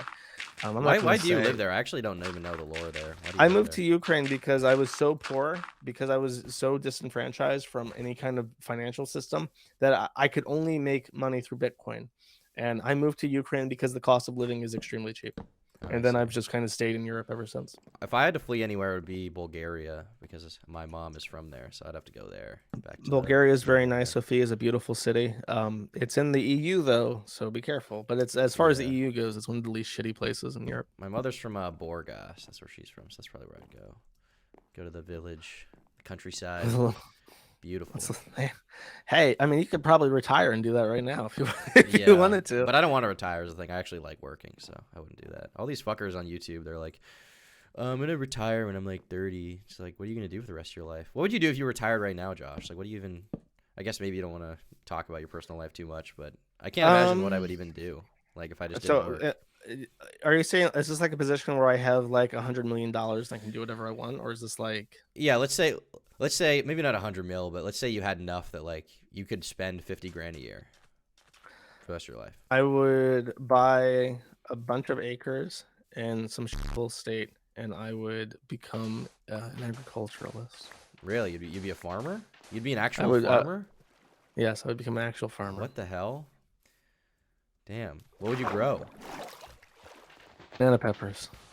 I would pickle banana Oh peppers and I would yeah, sell them. I would be the I best. forgot. It would be a famous brand of banana peppers that everyone would love and respect. From your streams, didn't you grow those or something? Didn't you grow the peppers in your I did. I was living in an apartment and I had a balcony and I literally put Wasn't there a bird or something? I remember some bird thing that yes, happened. they laid pigeon eggs in my banana pepper potted plants and I did not murder the pigeons in cold blood. I actually saw the life cycle of two pigeons blossom and they flew away from my balcony one day and left behind a big potted plant bowl size bowl of for me to clean up. Was it beautiful? Did it make you want to have kids? Did it inspire you? It's like It Tony was Soprano beautiful. watching It the was birds. of course I'm proud of my pigeons. Everybody is proud of their pigeons regardless of what they say. Guys, can I get some W pigeons in chat? W pigeon, please. W pigeon in chat, guys. Like Zoomers only communicate in W and L, right? Everything is WL. I mean, I don't, or I didn't until like now, but now that I'm streaming, I feel like it's rotting my brain, and this is just like there's no actual statements. It's all W pigeon. Oh, chat is going crazy, yo. What's up, guys? Listen, Everybody loves animals. That's another thing. You have to, if you want to be a real human being, you have to learn how to take care of shit. Especially if you're a man. Here's a trip for all your men listeners who are thinking, I might try to be a real man, or I might like become a eunuch. Try to take care of a potted plant. If you can show women that you can take care of things without them dying, it helps. Well, they respect that. All right, Josh, we have a special guest on stream right now. Do you mind? Oh, you don't want to? Okay. I thought my girlfriend wanted to talk to you. She made a video of you, Josh, that says "I love Null" on it, and it has like this song. It's what? Like, yeah. Joke? I mean, it's a joke, but I mean, it's just a video. I feel like you should see it at some point. I'll have to send it to you on Telegram. Send me my love letter. I'll take a look at it when right. it's more convenient. All right, you'll like. She agree with my take that imagine you have two scenarios. Girlfriend of Turkey Tom. You walk into a guy's house. It's all like desolate and shit. It's completely clean. It's not like a pigsty. It's just like a desolate, like solo men's like dormitory or whatever the fuck. Okay. But then you go to this other guy's house, and he has a potted plant and it's thriving. Which one is more attractive to you, just instinctively? Hey, girlfriend, Josh has a question. So, would you? I have to repeat myself? No. I'll say it. Okay. Would you prefer to go to a man's apartment that's like empty and desolate, or go to a man's apartment that has a nice, taken care of potted plant? Do you want there to be a potted plant in my apartment? Is it empty and there's just a potted plant? That's her clarifying question. He has like he has very little furniture because he's poor, but he has like a nice IKEA like table, and there's like a little succulent that's growing and it's doing pretty well. All right, he said there's some nice IKEA furniture and there's a little succulent that's doing well. That was the word he used, succulent. If the man was your apartment, you can't do anything. It would be bad. Okay, she told me, all she said is I would kill the plant. That's all she said. This is an evaluation. In her head, she's thinking, this is a man who can't take care of a potted plant. What are my prospects with him? He's a plant. If I somehow become impregnated, I cannot trust this man to take care of a baby because I have seen him try to take care of a plant, and lo and behold, the plant died. Whether or not either of you are aware of this, she is making judgment-based decisions about your character and your. So when you bring girls over, do you show them your plant? Of course, I show them my banana peppers and pictures of my pigeons and what I name them. I give them a full background. You're like first date. You bring them over for first pizza day. Date. Yeah, and then there's it's cute because there's a language barrier. You try to use words that they may not know, and then Wait, where the f are you, Josh? I just teleported to you. Where are you? What is I'm this? in a hole. This is a I'm really continuing deep my hole, voyage man. into the hole. Like, you just went down, down, down in here, you know? Of course. Someone says a W Riz. Do you have W Riz, Josh? What's a W Riz? So Riz is like charisma, but people say Riz. So they say you have W Oh, Riz if you can like, if you're like good with a girl, if you're suave. what what is wrong with you? Why can't there? Look, we have this language. It's called English. It's been around for thousands of years. There are so many words that are so long and complicated, and when they orate them correctly, people are like, "Wow, that sounds really elegant and nice and well thought out." And then y'all are just like, Based on what you just "Shit, said, you have man, L Riz. L Riz. yeah, man, that's some L Riz right there. That's a big old L." That's That's, L Riz, yeah. it's like, That's can L you stop? Riz. L Riz. L Riz. Kiwi Farms has L Riz, guys. That's the biggest criticism people should have of the site. L Riz. Having a Cis white meme says, "Screw what women think. Just go MGTOW." Oh no, dude! If you listen, there's a real incel to eunuch. I don't know what word I'm allowed to use because you told me not to use any of the words. There's an incel to eunuch pipeline. So when you start like saying like, "No, I ain't gonna grow no fucking potted plant. I'm just gonna MGTOW." There is some okay. Listen, with the MGTOW thing, the truth to MGTOW is that anytime I've ever had success with women, I was doing my own thing. I was focusing inwards, and then I had like happenstance meetings with women. And because I was already like preoccupied and it was like a natural occurrence, it was a more like Yeah, it's easy bad. hit It's off. very bad to seem desperate if like your only focus is Yes, getting a girlfriend. Yeah. if you're desperate for a woman, women can smell desperation in a man like a dog can smell a cadaver buried 8 feet under like a buried skunk. Okay, they are by evolution, by necessity, trained to identify weak, pathetic, groveling people, and you never want to be that. Well, I So think if they also like even beyond the evolution thing. It's like even if you're a man, like imagine if the girl that you're trying to date like just wants a boyfriend and like she doesn't particularly care that it's you. Like that would be a really shitty feeling as well, opposed to like if the girl wants as opposed to like if the girl wants you, then that's like, you know, particularly like that's I nice. mean, guys will anything. That doesn't Well, really okay, work. but that's I'm talking about like actually dating. You know what I mean? Like if you're going at it with like a level head, like, you know, trying to actually have a successful relationship, you don't want to be dating some woman who just like could interchange you with anyone No, else. you don't. Being desperate in general is a sign that you are not in a position in your life where you can take care of yourself, and nobody, like people have a hard enough time doing that already. So nobody wants to take on like a project, and some women do, but then they learn that when they take on a It project that the sucks. guy, yeah, they like they regret it, and then the guy like becomes too attached to her because she tried to help, and then they want to like kill her and wear her skin. So Yeah, evolutionarily speaking, there's a reason why people are like that. gotcha. Guys, listen, MGTOW talk with Josh, Red Pill talk with Josh. Just don't. The thing is that I truly believe that a relationship between a man and a woman is very important to the health of people. I think that people who grow up in the 40s and 50s and they think like I can always I become a don't need no player later. man. Men and women. If you're like 40 years old and you're like, I'm still at the prime of my life, I'm not going to hitch myself to some hoe. I'm going to do whatever.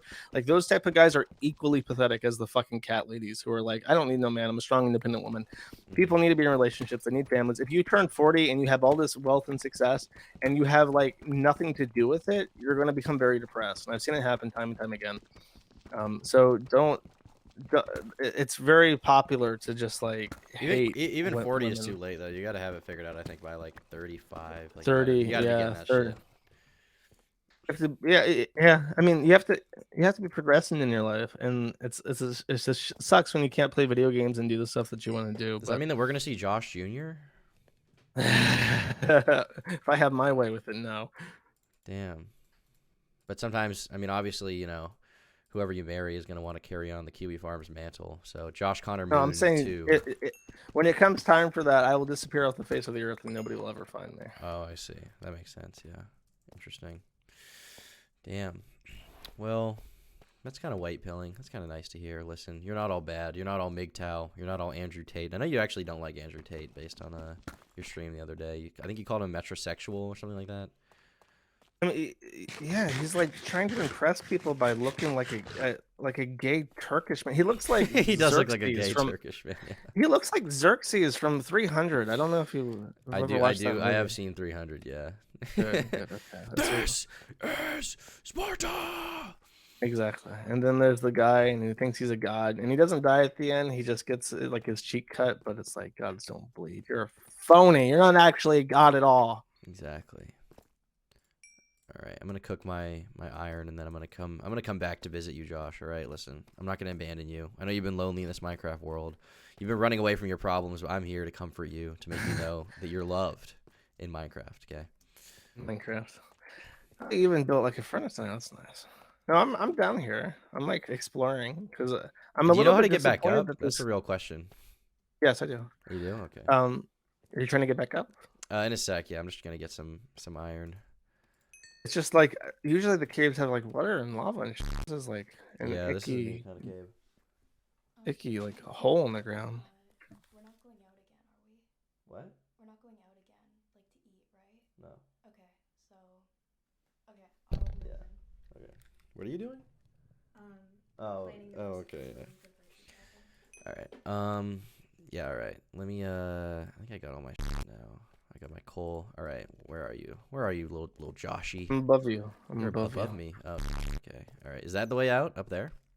No, you want to get out here? Follow me. All right. I'll follow you.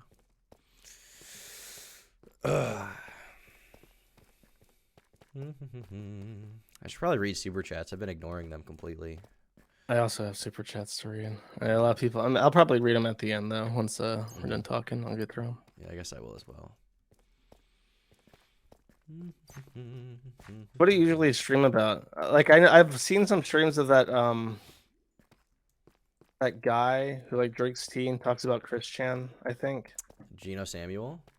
Yeah, he's like a VTuber cat now, right?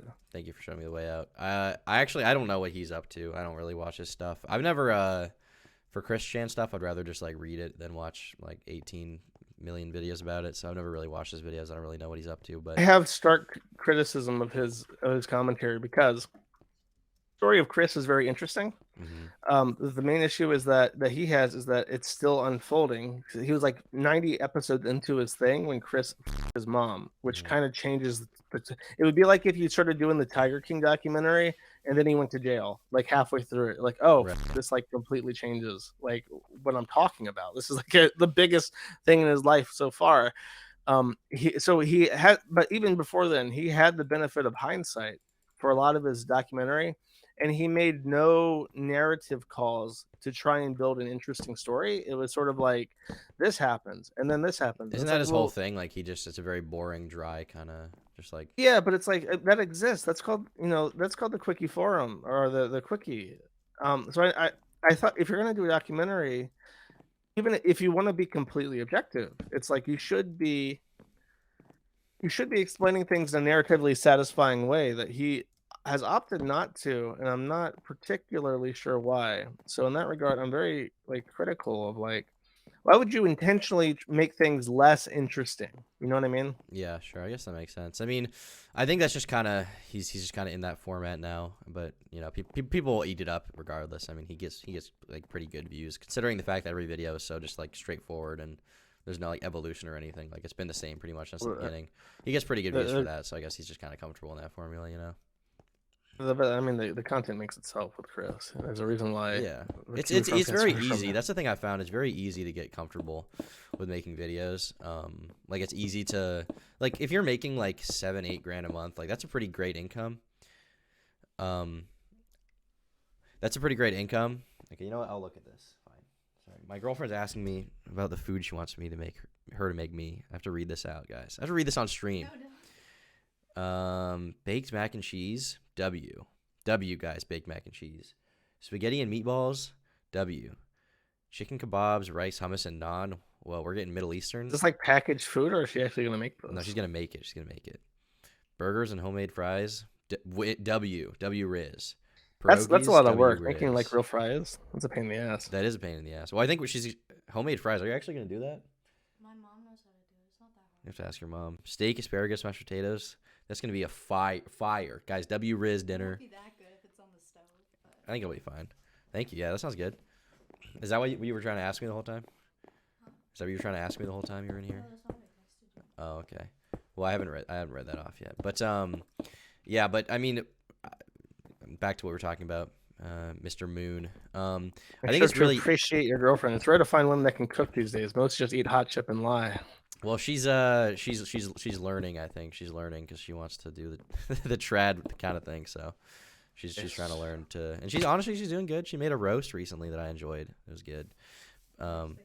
What's her phenotype? Her phenotype? She's Irish and English. Okay. Scottish? Okay. Yeah, Irish, English, and Scottish. She's from Canada though. She's actually That's from acceptable. the same area as Keppels. Are you Canadian? I'm not Canadian, no. I'm from Maine. Maine. Wow. My grandfather's from Maine. His family spoke Italian while he was a child, but unfortunately doesn't remember any of it. Oh, yeah. I don't speak Italian, but I do live in Maine. But yeah, that's where I'm from. But I think it's really easy to get comfortable. Like I've known a lot of people who get to a certain size on YouTube and they start making money and they just kind of become complacent and comfortable with where they're at. They don't really care to try to progress. And I think that's a bad way to be. I think that if you want some unsolicited advice, I don't know how applicable it is to you. I would try and find like a plan B, because like from what I've noticed, the reason why all those YouTubers get burned out is because they have this setup where they have a very successful formula, but they get bored of it. They get bored of their own formula eventually, and they are stuck where they try new things and it hurts their, like, actively causes subscribers to leave, and their SEO goes down because their click through is less and whatever the pisses off the algorithm. It's good to have like a plan B where you have built-in support some other way than just like your primary. Yeah, I do have to figure that out because I've just been going so hard in the paint, so to speak, on YouTube, trying to make that as successful as I can. I mean, thankfully, it's like if it were to die today, like I would have money saved up for a little while. It wouldn't be like immediately over, but I do have to kind of figure out some other kind of like revenue stream for sure. Yeah, and I'm sure your friends told you this, but you need to make sure that you have like X amount of months of living expenses covered. And I'm sure based on what you're telling me that you have a lot of that, but like don't do it like Boogie does, where he gambles all his money on cryptocurrency and then buys a Tesla. No, yeah. I mean, I'm not gonna do that, but I do understand like I'm very money conscious and like time conscious and aware of the fact that like, you know, like any YouTuber, I'm probably gonna have a limited amount of time where I can do this and like it's gonna make me money, and that's just kind of how it is with any creative thing. Like if you're an artist, like it's gonna be I mean, like literally. Window. YouTube can ban you at any time. Like that's the main thing. I'm not so worried about that because I'm pretty careful and I honestly don't. No, you got to be worried about it because they like you say I'm okay with the rules right now. I've always got the thing is that YouTube can change the policies at any time and then retroactively enforce. Like in law, like in a legal system, this is called I f***ed myself by trying to figure out what it was called in Latin, but it's a thing. Ex post facto. Yeah. So in law, they can't do this where they can just change the shit retroactively and then enforce it ex post facto. But with YouTube, the contract says they can terminate you for any reason or no reason at all. So if they change it and then look at your videos retroactively and say, "Oh, you infringed our current policies in the past," they will just ban you for it, and you have no appeals. I mean that could happen. Right. I'm less worried about that. The thing I'm more worried about, and I think is more likely, is just like, you know, my content just like doesn't improve that much. It just gets kind of stale, and I just fall off in the traditional sense, you know. And I'm very aware that could happen, and I'm not so egotistical that I don't think that like that could ever be a possibility. And I think a lot of people are, and that's why they get too comfortable. And so that's why I'm always trying to like think of the next step to get to that next level of popularity, that next level of income, because you know you just don't know how long it's gonna last, and you kind of have a responsibility to use the opportunity the best you can, I think. Yeah. And once you have like more free time and you like explore what your interests are and stuff, you can invest in the businesses and things that you would be content managing like after the fact. Having a business outside of it is important, and that's something I do need to think about. Like I know there's a reason why why Logan Paul branched. He sucked at it because he fucked up and he made himself look like a retard. But there's a reason why all those people look for things to invest their time into and branch their content with, because they know, everybody knows that Susan is just looking for the reason to lynch you. Right. She will jump at the first opportunity. She gets a thrill, a sexual a deep, sick sexual thrill out of ruining the careers of young men who think that YouTube is a reliable platform. Well, it's not just that. It's also just, I mean, in any job, right? That's like creative, like where you're not, or really just any job in general is good to have a backup plan. But especially if you're creative, right? Like all musicians know this. It's like you got to have some kind of backup plan at some point. Whether it's like if you don't make all your money through one avenue, you make it through merch or your website or concerts or whatever. Like if you're in a band, you know that you need to be figuring out multiple avenues to make money and constantly expanding that too. To kind of think like beyond, like, you can't be thinking like, where am I going to be in 1 year? You need to be thinking like, how am I going to set myself up now for the next 10 years? And that's definitely something I'm conscious of all the time, and I'm trying to be aware of. But at this point, it's like I have greater, like, for me to be irresponsible with my platform would, I don't really care about how the audience feels, but at this point, I have multiple people working for me who like depend on me for a wage. And so if my channel were to, go under, like, they would be out of a job for a while, and that would suck. So I feel a responsibility to keep it going for that reason as well. It's stressful when you have like dependents and like people who rely on you to make smart decisions. Yeah. And when you have that kind of burden, like when you start off and you have like your thing, like I had my forum and I had like this thing. If you ever are in a position where you have like people who rely on you to keep this thing up, you feel really restrained. And I think that's also a thing that a lot of people who are successful long term with YouTube are resentful of, is like losing creative control because you have an obligation to people who are a part of like your program. Mm-hmm. I mean, that's the thing. You don't want to lose creative control, but in terms of like freeing up responsibility to work on other things, like the reason I'm able to even do these streams right now is because I'm not killing myself working, 50 hours a week trying to make a 40-minute long YouTube video, which I would be otherwise if I didn't have people helping me out. But now that I have them, it's like now I can do these streams and provide more content and provide more entertainment and stuff. Why are there like dinosaurs outside? Is this a new thing? Yeah, so if you don't sleep, they come out, and they after like 3 nights they come out.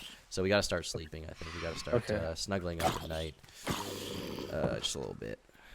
Can't sleep only at night or during thunderstorms. It is a thunderstorm. Yeah, we can't sleep now, I think. Is it a thunderstorm or is it just normal rain? I think there's a difference in the game. Why are the zombies out and the pterodactyls? They're out because it's raining, and that prevents them from the sun like hurting them. What is this thing called again? A ghast? Gas for the big fat boys in the other. Yeah. Fuck, what is this called? I used to know. Pterodactyl. Lol. Fuck off. Yeah, but definitely, YouTube important to expand. Do you? I guess you probably don't want to talk about it, but are you trying to like expand your kind of services outside of Kiwi Farms, or is it just like your sole focus? The issue is that I have time constraints. I have my trade is programming, and programming is something that's very hard to motivate yourself to stay in. Like you have to be in the right mind for it, right?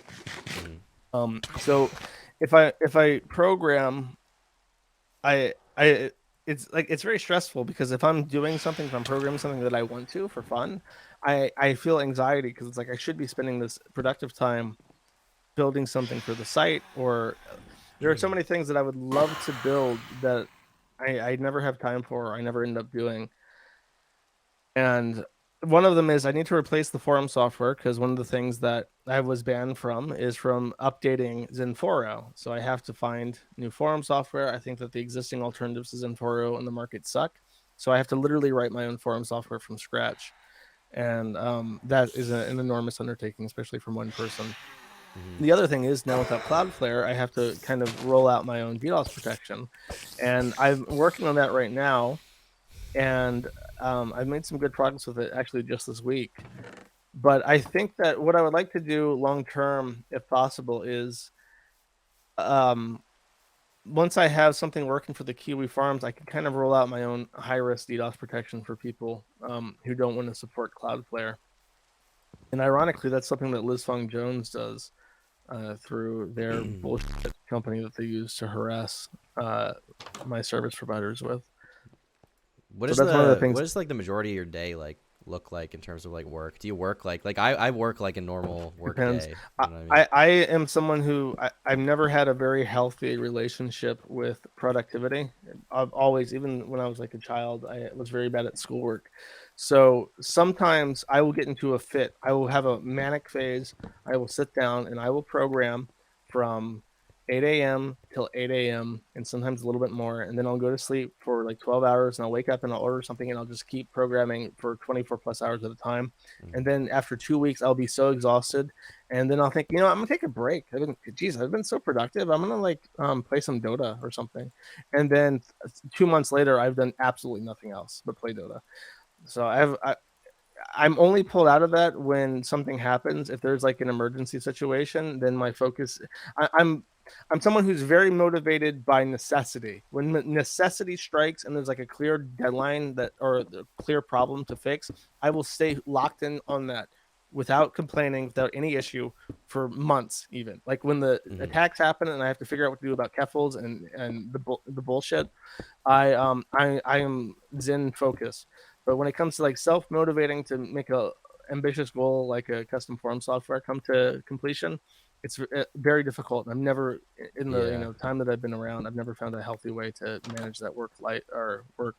I'd imagine like Um, anything that's kind of a blessing and a curse because, like you said, when you need to go, when it's go time, like you will get shit done. But otherwise, it's like sometimes the progress can just be slow. I'm someone who my work is very like consistent. Like I work every week, like 9 to 5 roughly. I get things done. I have that's deadlines that I always meet, and I think it's a that's good way to go great, about man. it. You want to be that person. That's that Donald Trump where you get up early and you like just do your work and then you that's the right attitude to have. That's very fortunate to be like that. I don't know what my issue is. I wish I was a more normal person, but unfortunately, maybe fortunately, I'm insane Yeah. and I'm motivated by unknown factors that seem to be almost kind of out of my control. Yeah, what even does motivate you at this point to keep the site up? Is it out of principle? I mean, it doesn't seem like it's benefited your life in a I ton of like it. ways. I've already said this. I like it. I'm not lying. I don't think you're lying. It's just like, from my perspective, it's like, okay, if I was you watching all these, like even looking at someone like me who like is a more mainstream kind of figure who has made a ton of money off of the info from your site, like, are you not? I don't know, somewhat resent. Like, I'd be kind of pissed off. I'd be like, fuck this Turkey Top kid. Like, I'm grateful when people give credit. That's all I can ask of people. Like, what am I supposed to do? Like, shake you down? Because the thing is I don't own the content on my site either. It's by random people. All I do is host it. I'm a curator. I keep the site up and I keep things organized and I keep the community cohesive as best I can. But the fact is, I don't own the information that you use for your videos. I don't even post the information usually that you use in your videos. I just keep the site up. Um, and I would say that the actual posters are not even any more entitled to money than I would say I am. It's just a story, and thankfully the forum exists as a place where people can talk about things, and then if people want to turn that into a video, then they can. Though to some effect, you have to remember that being able to tell like a story of redneck white trash getting married at Las Vegas and having an Elvis wedding is not that funny in and of itself. Being able to take that kind of content and turn it into something that's entertaining that people want to sit down and watch for an hour to 3 hours, like that's a kind of contribution, artistic contribution in and of itself. So to an extent, it's like, yeah, I wish I got paid royalties, but that's not just like I wish I had that money. It's like I wish I could use that money to like hire people to work with. You know how nice it would be if I knew like Rust developers who could sit down and like say like, hey, this is what I worked on today, and I'd be like, thanks, let me check your code. I'll do like a code quality check or whatever, and I could like sit down and have these conversations with people developing stuff with me. That would probably help a lot. But hiring developers or even paying people at all is completely out of my budget. And I yeah, feel like the people who want to, people who do good work should be paid for it. So I'm not going to, I've asked people to help me for free, but I can't expect people to help me for free because why should they? I wouldn't help people for free. I've been involved in open source software for basically 10 years. I've never submitted a Git a push to basically anything ever because I have other shit to do. And if I can't do it, I can't expect other people to do it either. right, fair enough. Well, it's very very mature of you, Josh. Very, I don't know, good take. I liked it. Interesting to hear. I agree. I don't know if you know your movie sucks, but he has what he considers like a pro art and creativity stance. Where I think that people should be allowed to take things and do what they want with it and remix it how they want because that's healthy. That's healthy for society Yeah. for people to have as much free expression and artistic creativity and license as they possibly can. I do know him actually. He's the only other person that I have added on Telegram. He's the only Ah, person who's asked me to use Telegram to talk to him. Other than you, so surprisingly base of YMS. I wish he would stop posting his BBC porn on fucking Twitter because it's like I want to like Adam so much, but he's like a true like libertarian homosexual where it's just like, bro, this is so embarrassing. I want to. you can just ignore the BBC stuff and just I just like I'm not homophobic really, but I don't want to see that, so I just ignore it and I just like when I used to talk to him on my old Twitter before I got it suspended, like we just I talk just about wish other more stuff. than anything that there were more people who I liked and who I saw eye to eye with on more things, who I could respect personally, who weren't posting themselves getting fucked in the ass by black men on Twitter. It's like, why is there nobody out there like me who is like me? Why is it always like? Why is here? Okay, here's a fun question. Why is the racism community so diverse? Why Why is it is the gotta be like racism this? community so Ra- diverse? the, the racism community is the Is most there a diverse place on. racism community? I'm a proud card carrying member of the racism community. Many of my fans are too. Okay. And why is it so diverse? I mean, probably just because like racism is kind of shunned. So people who are racist have to just cling together. What a retarded conversation that you just got me into. I'm sure this will look really great when it's clipped everywhere. I mean, you look. You look at the Keffels community. You look at the people of gender, and they're all very similar. They all say the exact same things. They all believe the exact same things. They look exactly alike, with some minor disablement separating them in distinction. And you're like, you look at the racism community, and you've got all sorts of people, all walks of life, gay, straight, uh, of different religions, hating each other for a plethora of different, very well researched reasons. And you're thinking, wow, what a beautiful world these racists are.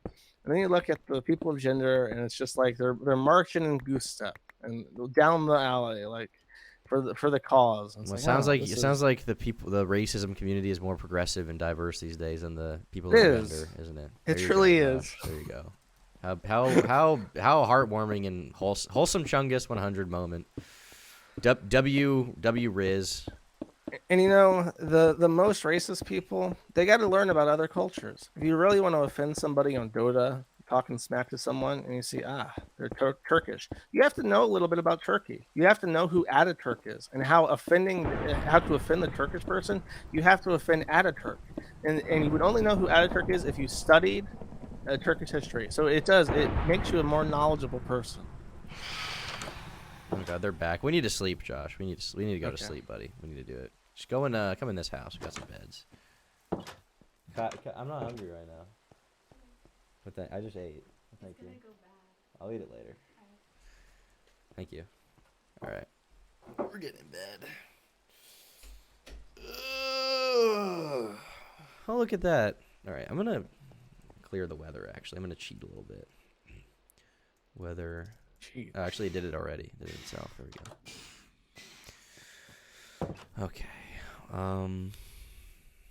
Well, Josh, I don't want to criticize you too much for the Minecraft stuff, but I feel like you should build a house at some point, get some roots down. I was just about to say, I feel like if I played a game of Minecraft and I did not build anything to show that I was here, what have I done? Exactly. So You got to I'm build going to go ahead. a monument to your presence. I'll work on that right now, actually. There you go.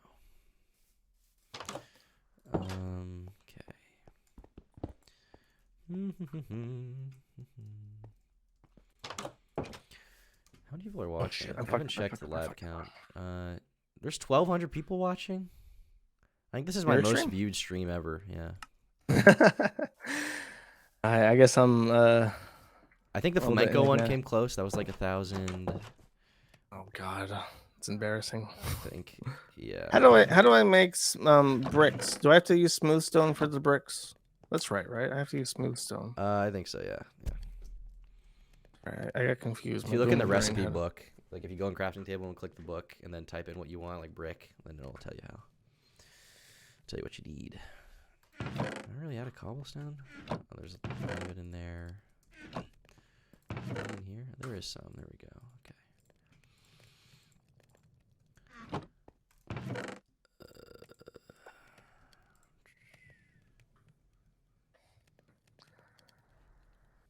So, if you were a farmer, right? Let's just pretend. What animal? What kind of animal would you want to raise? Well, I like the way pigs taste, so maybe a pig. Are you using every furnace? Holy shit, you're going all out. All right. Well, I gotta get my bricks. I understand. Maybe you're gonna get bricked up, Josh. Maybe pigs because I like the way they taste. But also, I like cows. I don't know. I mean, just everything. Maybe a turkey. Turkeys would be good to have. Dude, okay. Here's the thing. If you're listening, you're like, I wanna become like Ted Kaczynski. I wanna hide away in the woods. Chickens are a great way to go. I think I've done my research into this. Chickens are very low maintenance. They create eggs regardless of what you eat. Like for instance, with cows, you have to give them progesterone to keep them lactating. But with chickens, they lay eggs all the fucking time. And then you can make more chickens. And don't they have to fuck though? You gotta have the hen or whatever. No. Eggs like a chicken are like a woman's period. It's simply a part of the cycle, and they do it whether or not they are sexually active or it's just something that they do. So chickens, turkeys, and ducks actually lay eggs. There's a thing called an Indian running duck that is it can't fly, so you don't have to clip the wings. So if you're like squeamish about like gelding an animal, which means to make it a eunuch, you have to make it a pig of gender, for instance, if you want to geld a pig. If you're squeamish about that, I think chickens would probably be a good entry animal for people to raise who are like, I want to become more self-sufficient and worldly, but I don't want to like have to invest myself fully into like a schizo lifestyle and learn how to become an agriculturalist. The chickens seem nice, yeah. It just does. It's something I want to get into. It just seems like a lot of work. And also, you really got to have your own property to do that, and I don't have that right now. So, maybe someday. Yeah, you should look into that. If you and your girlfriend progress, you should start looking into getting a house sooner rather than later. I do stock Realtor.com and Zillow. Where I live is a pretty expensive area, I will say. So it's just I might move somewhere else. But I'm also paranoid about living anywhere but where I live because it's so nice. Can you say where you're at? Southern Maine, like near New Hampshire. Maine is like, dude, Maine has beautiful land for cheap. Yeah, but that's like in nowhere. Like I like to live like somewhat close to civilization. Nah, bro. As long as you're 30 minutes away from a Walmart, dude, in your lifetime, Jeff Bezos is going to be using drones to like it'll be like Call of Duty. It'll be running out of your house and then like dropping prone in your lawn, and then the crate will come down. You'll open it up. It'll be all your groceries and dragon dildos and batteries and shit. Like you can live in bumfuck nowhere and live well. You can live well, but I'm just not ready for that yet. Like I need to be a part of the right now, especially as like a YouTuber. Like I need to kind of be a part of the culture and not be totally unrelatable. I don't think I would be a very relatable person if I was like if I made a bunch of money and then I just f off in the middle of the woods and like don't talk to anyone, become this like out of touch like boomer at like 25. No. You're wrong. I live in the middle of Serbia and I have 2,500 people watch my streams. Do you think any of them have any? The fact that nobody can relate to my life experience is what makes me interesting to people. That's true. Don't ever for a second think I have to move to LA and network with. I'm not going to move YouTubers. to LA. I'm not going to. Don't do that. I'm not going to network with YouTubers either. I just want to be like in. I want to feel like I'm in the culture. I'm seeing like normal average people every day. You know what I mean? Like, dude, you like literally, you can say like, I moved out into the sticks and I'm gonna raise ducks and turkeys and stuff. I'm dead serious about this. And then you can set up turkey cam and you can give them all, the ones that you don't eat. No, this is what Tim Pool does. He has a Twitch stream where you can feed his chickens. You can tip Twitch money to feed Tim Pool's chickens, and he makes $30,000 a month for it. I'm telling you, don't ever think like I can't do X because my fans won't like it.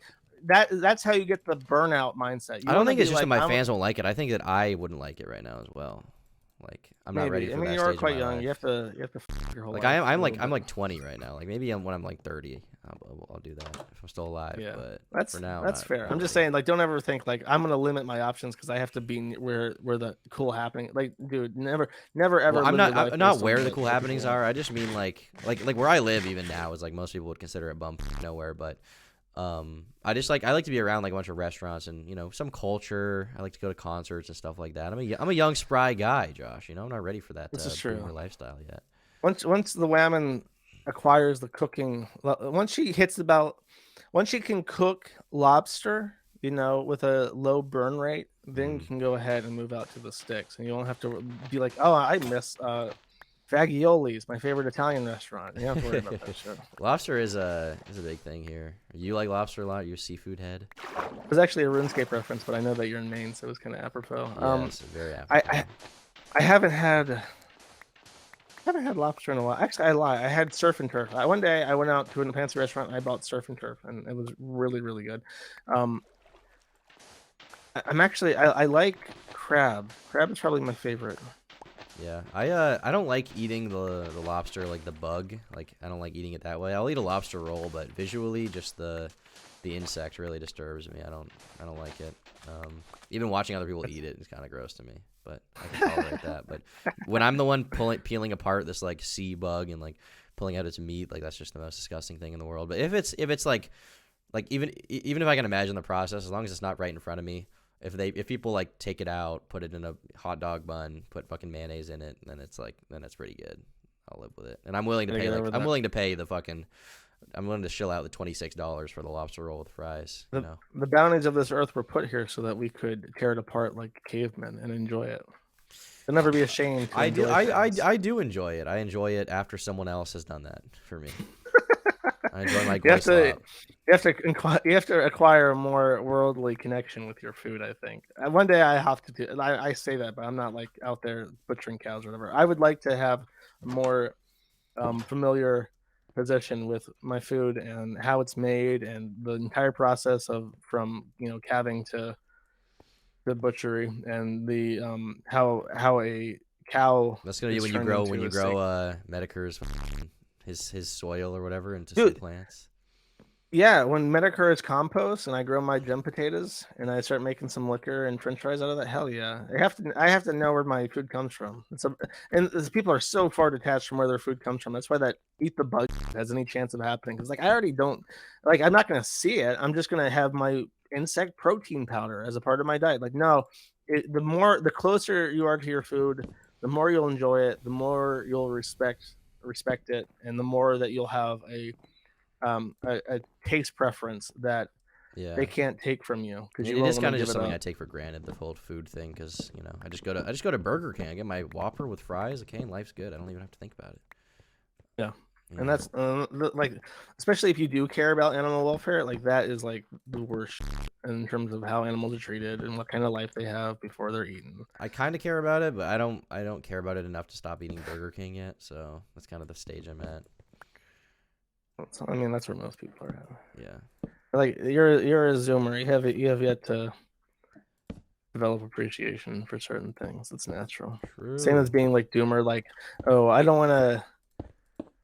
I think that we're just thinking that you're and thinking that there's nothing to be done is sort of a way to shift responsibility. And I'm not just saying that about you specifically, like, oh, you're a lazy cunt. I'm not trying to say that. It's something that is a part of human nature. Like with incels in particular, if you've ever met like an incel and talked to them, they'll give you like 1,000 reasons why they can't get a girlfriend. And then if you try to help them in any way, they will sabotage their own things so they can just throw their hands up at the end and say, look, I told you there's no point even trying. I'm just not meant to have a girlfriend. And those people suck. You don't want to be those people. They suck.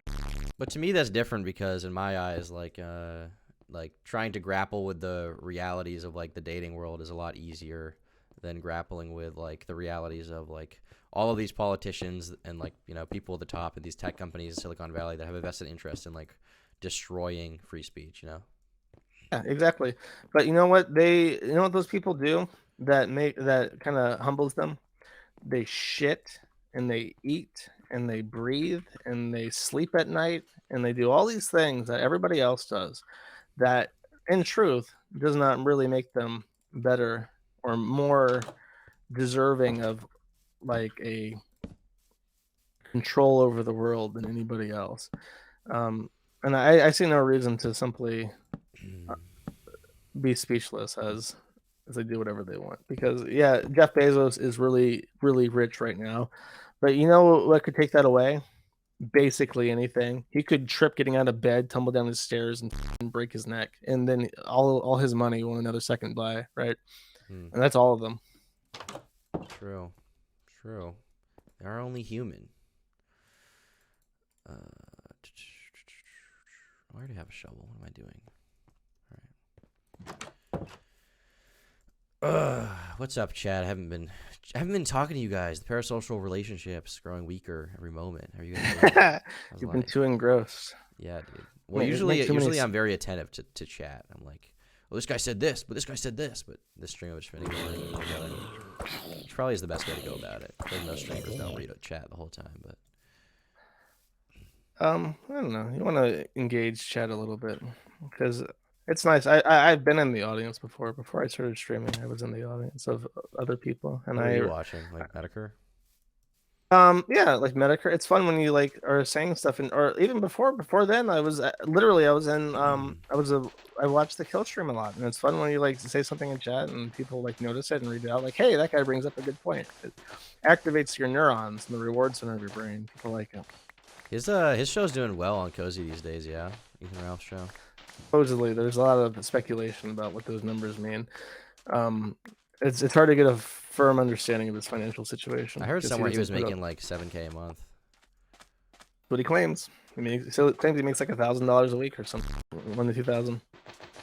That's pretty good. That's not bad. Especially living in Mexico or whatever. I'm sure it's not super expensive. It's all you can eat or whatever. Not too bad.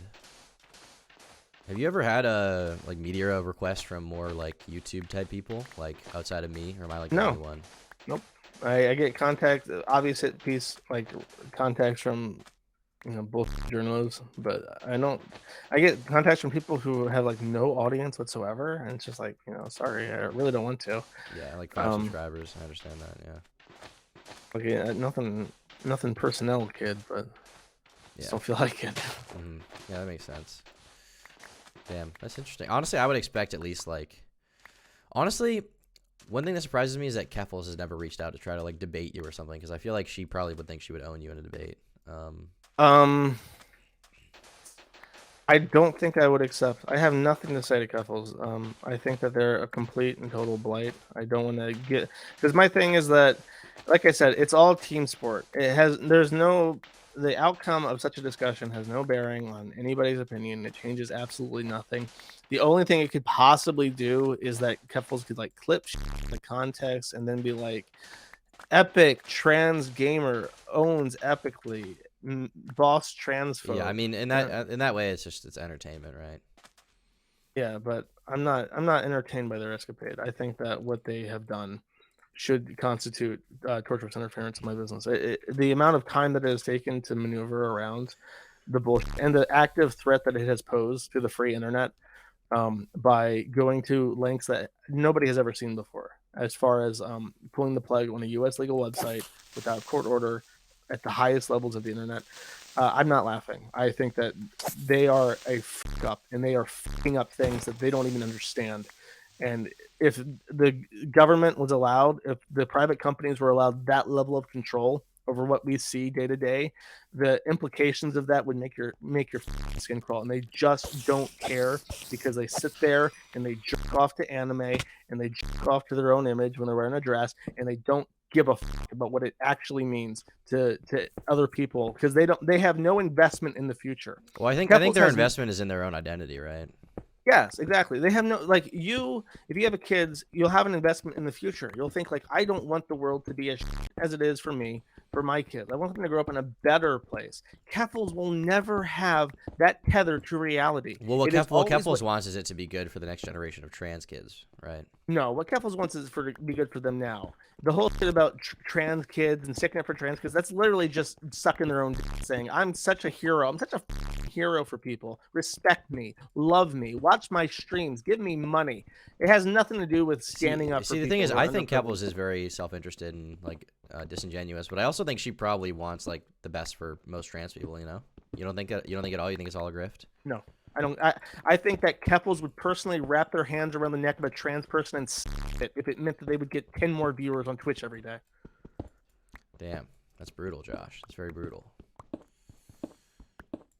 Maybe I'm hoping that she'll still talk to me after this conversation, because I have a feeling she won't, but you know, she did reach out, so you know, I'll do it.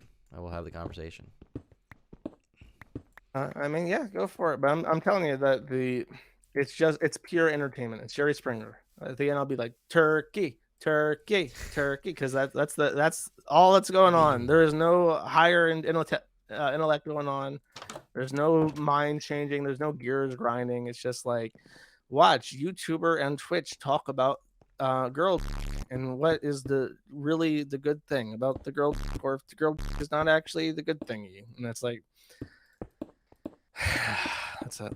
Yeah, I guess, but you know, for my own personal interest, like even if the audience doesn't get that much out of it, like in terms of like intellectualism, like I would like to at least, like if I have this opportunity to speak to someone who I disagree with, like I feel like I should at least try, you know, like even with someone like you, like I didn't convince you of anything in this conversation, but I did like get insight, you know. Well, I mean, what are you trying to convince me of? Do you have an opinion? Well, I expressed my opinion of like, you know, like I mean, we talked about the doxing stuff. I mean, I didn't expect you to move on any of that, but I was just like talking about how, like, you know, it's probably bad that people get doxed, and I don't like, you know, I don't think that's cool, and I don't think Dream deserve to be doxed. And if I was running your website, like I probably would be like, okay, Dream, you can't be doxed. Corpse Husband can't be doxed. You know what I mean? I mean, imagine there are several thousand, tens of thousands of website or threads on the forum. Do you know how swamped with, and then think about it right now, the message is, I will not remove information without a court order. That's it. That's my stance. Very simple. Imagine if you had to actually litigate it. You had to put on. And that's fair. You know, I mean, that's totally fair in practice, but in terms of outcome, like I just think it's a bad thing that happened on your site, and like not once, never has anyone ever told me, any ISP, fucking Cloudflare, the police of whatever, hey guy, you know, your website, some iffy stuff, but if you just didn't post addresses in particular, then we could host your website. Never, not once. No ISP, no service has ever drawn the line in anything and explicitly outlined what they were unhappy with. What they're unhappy with is people complaining. They don't want people like Keffels and Liz Fung Jones throwing a fit on social media. That's all they give a fuck about. The doxing thing is literally just like a moral stance. That's what the companies care about, of course. Yeah, I mean, they care about the bottom line. That's what I'm saying. Like YouTube cares about the. But you say, like, as far as like, you know, if that's what you want out of your community, that's fine. That's up to you for what you're running. But don't think like it would make things easier for me. I'm purposefully making my life harder because it would probably make your life. It would make your life harder, I think, to do that. But yeah. Like, again, if it gets legislated, if the U.S. says, okay, well, we're going to improve data privacy and we're going to make it so that you have some control over what marketers can sell about you, kind of like in the EU, if that happened, then I would just have to deal with the reality that there are now limitations on what can and cannot be posted. I would have to make like a, you know, law name at kiwifarms.net to process requests and look into the validity. But the fact is that right now the doxing question is an aside. It's merely a talking point by the media. It has no bearing on if the website stays up or not. Okay. And one thing you talk about a lot in terms of the law is Section 230. I know there's a court case right now going on. I think it's Gonzalez versus, is it YouTube or Google? I believe the case is over seeing like hateful videos on YouTube and trying to hold YouTube responsible. And I believe it would set some kind of precedent about Section 230. It's something you talk about a lot. Is that something you want to like? I've never heard of this case. I imagine that it will not go anywhere. I think it's at the Supreme Court, I think, or something like that. If you want to send me a link, but I've not heard of this at all. Section 230, in brief, as quickly as possible, there is a law on the books that has been around since the 1990s. And basically what happened is that back in the day, it used to be that no matter what was posted on your services, you could not be liable for shit other people said, which has an unintended consequence of making it that if copyright infringement was permitted, and you hosted like copies of movies and shit, then there was nothing that a copyright holder could do to take down piracy. So they made Section 230, which basically says that um, they can. Well, they made the DMCA to get around that, but Section 230 was before that, and that created like a loophole where I died. I Where sent you a people link, by the way, just to the Google blog about it, about the future of the internet. And it's about the court case specifically on Telegram. might steal some shit in your house because I lost my stuff. Feel free, buddy. Listen, it's all about sharing here. What's mine is yours. Actually, let me just walk it back. I'll restart. Sure. Section 230 is a law that says a service provider, which means Kiwi Farms, the host of Kiwi Farms, the internet service providers, the domain registrar, cannot be held civilly liable for any claim, any kind of civil case that arose from content posted by an end user of that service. So John Doe goes to Kiwi Farms, says something that's demonstrably not true, sparks a defamation case. You must sue John Doe. You cannot sue me. You cannot sue my host. You cannot sue the internet service providers that I use. This is a very good law. The other part of Section 230 is the second paragraph. It says, no service provider shall be held liable for damages that arise for removing content. So if I remove John Doe's post and that somehow causes him injury, he cannot sue me for removing it. And this is the contention, because YouTube, when they take down people's channels, when they ban people from AdSense, when they remove you from Google index search, when they do all this shit to fuck with you, it causes real demonstrable financial harm that you can prove in court. But Section 230 immunizes them from any consequences, any legal consequences of the damage they inflict. So, for instance, if you are a gun store, you run a store, it's called Sneed Speed and Seed, but you also sell guns. Facebook can deny you the ability to run advertisements at any time, and they can say, "Well, we don't like the fact that you sell guns." And then if most of your new customers are coming in from Facebook ads, then you're injured by this damage. But because Section 230 second paragraph, that you cannot sue them for those damages. You can't challenge their decision to remove content at all. But without it would get rid of it would greatly harm sites that have user-generated content like YouTube, right? Which obviously so many people upload to YouTube. There's no way for them to police all of that and make sure it's all not hate speech or whatever, right?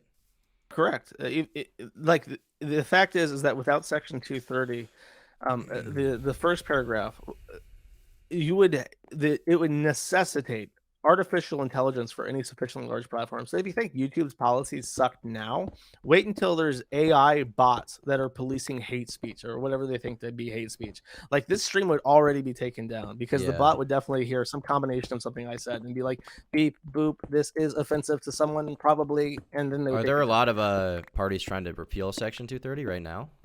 Yes, it's a complicated thing. Section 230 is always under fire because a lot of people want to sue big companies for damages that small fries create on them, specifically major media platforms that want to hold websites that in any way facilitate piracy, even indirectly. They want to hold them liable for that kind of stuff. So it is a big deal. Protecting Section 230 is important. If they want to remove the second paragraph for things they can't be held liable for deleting stuff, that would also be good. But the thing is, I don't know if they can accomplish such a sophisticated undertaking without completely f***ing everything up in the process. Yeah. Okay. Well, hopefully that doesn't get repealed because that would suck. That would really, really, really, really, really suck. I want to read a little bit of this case I sent you a link to. In February, the Supreme Court will hear arguments in Gonzalez versus Google, and its decision could radically alter the ways that Americans use the internet. The case centers on Section 230 of the Communications Decency Act, blah, blah, blah. They talk about what it means. And basically they're saying that if the Supreme Court were to change the widely accepted application of Section 230, it would result in a digital experience for everyone that reflects the exact opposite of Congress's legislative intent. It would impede access to information, limit free expression, hurt the economy, and leave consumers more vulnerable to harmful online content. Don't take our word for it. A broad cross-section of experts, academics, organizations, and businesses from across America also recognize the importance of Section 230. I guess there's no details on the case here, unfortunately, but I kind of want to figure out what it is. Gonzalez. Yeah, if you know, I would be interested. Let me go to the news tab. Google claims Supreme Court would transfer the internet for worse. Fight over big tech looms in U.S. Supreme Court. Or maybe this one from VOA News. Can you like search the term that case EFF, the letters EFF? They will have a very good Oh yeah, breakdown of what it actually I should be. donated to them recently. They gave me a T-shirt. Google Ooh, that's EFF. nice. They hate me, but I still support them. I don't care. There we go. EFF amicus brief. Oh, is this is like a court thing. I don't want to read this. Here we blog. It doesn't look like they put out like a real article about it. They just put out this like court document or something. So it's okay. I'll pause. Google versus Gonzalez. This is in the European Union. The battle for online speech moved to U.S. courts 2022 review. Okay, here it is. Gonzalez v. Google, docket 21-11333 is a pending case of the Supreme Court of the United States, which deals with the question of whether or not recommender systems are covered by liability exemptions under Section 230 of the Telecommunications Decency Act in dealing with terrorism-related content posted by users hosted on their servers. The case was granted certiorari alongside another Section 230 and terrorism-related case, Twitter Inc. versus Tamim. Recommender systems would be the algorithm, yeah? Yeah, I think that this is saying, like, should Google be held reliable for recommending content? Like, if you say, like, oh, I'm vibing out to this ISIS video, this, like, the Swinging Sword ISIS anthem. And they recommend I really more, like this. right? Yeah, they'll be like, do you want to watch this video by like ISIS propagandists, like on the side? Should Google be held liable for that? I would say no, because that means that Google would have to create some system to figure out what to recommend. And I don't think that they should. I think that they should recommend videos I want to see, not Black trans creators of the month. I don't want to see that. I would prefer to see the ISIS videos. Thank you very much. Mm-hmm. So that's it. Section 230 in general should not be repealed. I just want to know why the court case started, but I can't seem to figure it out from a quick Google search on stream. Who's Gonzalez? Who's this? Speedy the rat? I love that guy.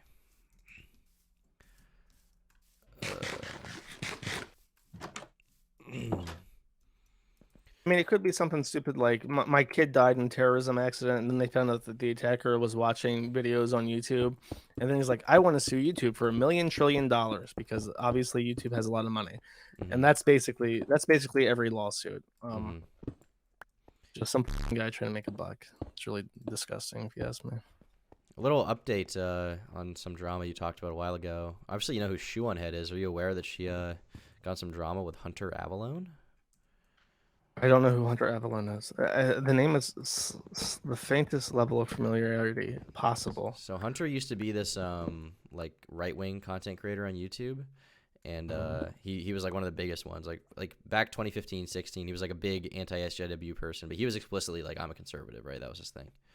But recently he's become more like left-wing. Like he made a video called like Leaving the Right, and he's debated people like Nick Fuentes and John Doyle, but recently he and Shoe. Oh, that's where I know him then from the Nick Fuentes drama stuff. Yes. He got an argument with Shoe on Head, and I think Shoe accused him of like being okay with child, and somehow he owned her so bad that she deleted her own Twitter account and left. I thought she deleted her own Twitter account because someone paid her $50,000 to shut the fuck up. Do you actually believe that? I don't believe that anyone did that. Oh, no, that's way. What I was told. I've seen some people claiming that, but she deleted it at the same exact time that argument went on. And according to Hunter, he seems to think that it was related to that. I don't believe someone gave her $50,000.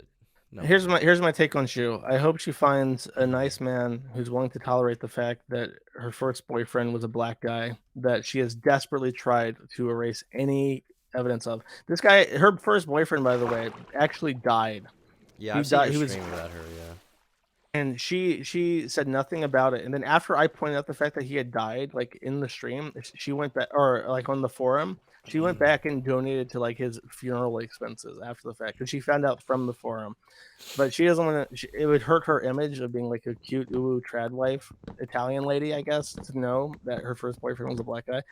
I'm just saying, like, I don't hold any ill will towards June. I think that her body is screaming at her, and this internet is making her happy. And I hope that she finds a way out of the situation. I mean, the thing is, she already has I'm sympathetic to her. She already has a way out. Like, she has a bunch of, unless she spent all her money and we just don't know. As far as I know, she like lives with her parents and still has. Like, she lives with her parents and she doesn't do anything. Like, that's my understanding of her too. It could be completely different because you only see a glimpse of people on the internet, but.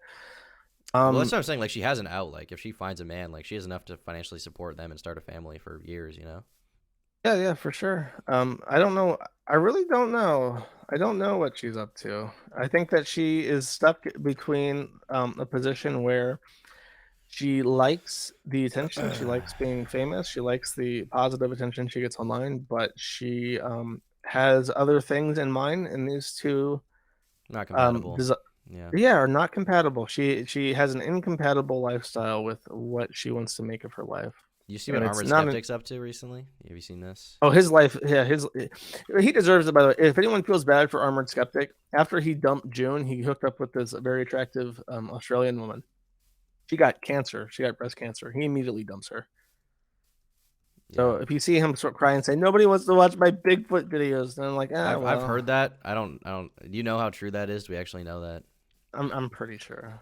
I would be surprised. Even if that is the case, source... like, okay, that's a shitty relationship scenario, but I don't know. I feel bad for him if he's like broke. Like he's talking about how he's like starving. I feel bad for anyone who goes broke. Like almost anyone who goes broke. I mean, there are circumstances like a pedophile I wouldn't care, but he's not like evil. He's just like a fuck up. In a relationship with June, and he was in a relationship with someone else. And he could have very easily made a very happy little life with himself and June, and he opted instead to treat her like a dog, and to break up with this woman because she had a cancer diagnosis, and now he's broke because he doesn't know how to put out entertaining content by himself. And it's like, you, my man, you have fucked up your whole life, and I don't know if I'm supposed to be sad for this. I don't know that you're supposed to be sad. Maybe I'm just you know, I haven't like known a lot of people like him, so I don't have the personal interaction. Maybe you have, but with anyone who like falls, I don't have any personal interaction with this guy. I'm just looking at what's public, what's been made public. I'm not saying I know he made public a video of June Lapine, shoe on head, at his feet with a collar on, drinking out of a dog bowl. That was his decision. He decided to live this life, and I just feel bad for anyone who's like broke, especially at his age. Like he's too old to be fucking broke. You know what I mean? He's like 40. He's in a house. He's saying that he can't afford his internet payment. It's like, you want to see broke? Move to Bulgaria. You'll see some broke people. He's doing just fine, really.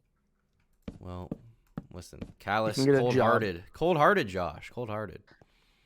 Look, and don't even think that I'm like, I have no empathy. I have a lot of empathy for people, but I'm also a jaded enough old man where I can be like, yeah, you kind of did this to yourself, man. I hope this is a learning experience for you on how not to treat people and how to be thankful for what you have, which is an important lesson that everybody must learn if they're going to be happy.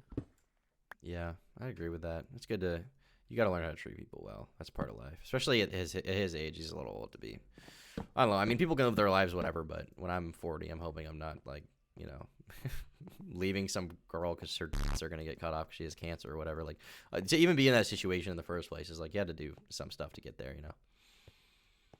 Yeah, but I mean, maybe that's not even true. I mean, hopefully it's not. I don't know. Like, once again, this is stuff I've heard 8 times from people. I don't know if it's real. And the thing is, it's like, I hear a lot of stuff and I try to assume that it might be a joke or whatever. And I'm so often disappointed by how it's not. I try to assume the best, and it's always the worst. I'm never proven right. Yeah. Well. Yeah. You gotta try though. You can't always assume the worst of people. Try your best. Yeah, you have to balance your naivete, your desired level of naivete, with realism, so that you don't hurt yourself in the process of just assuming the best of the people who are like, especially people who are close to you. You don't want to make friends with fucking losers. Yeah, that's true. Well, that's something I've become aware of that I've talked about on stream, like just not being friends with people who are, you know, soul sucks, detriments to your life. That's it's a little Sam Hyde advice probably I've taken, but it's good to not. Careful with Sam Hyde advice. That guy is crazy. He has good he has good, especially art related advice, and some of his life advice is good. Yeah.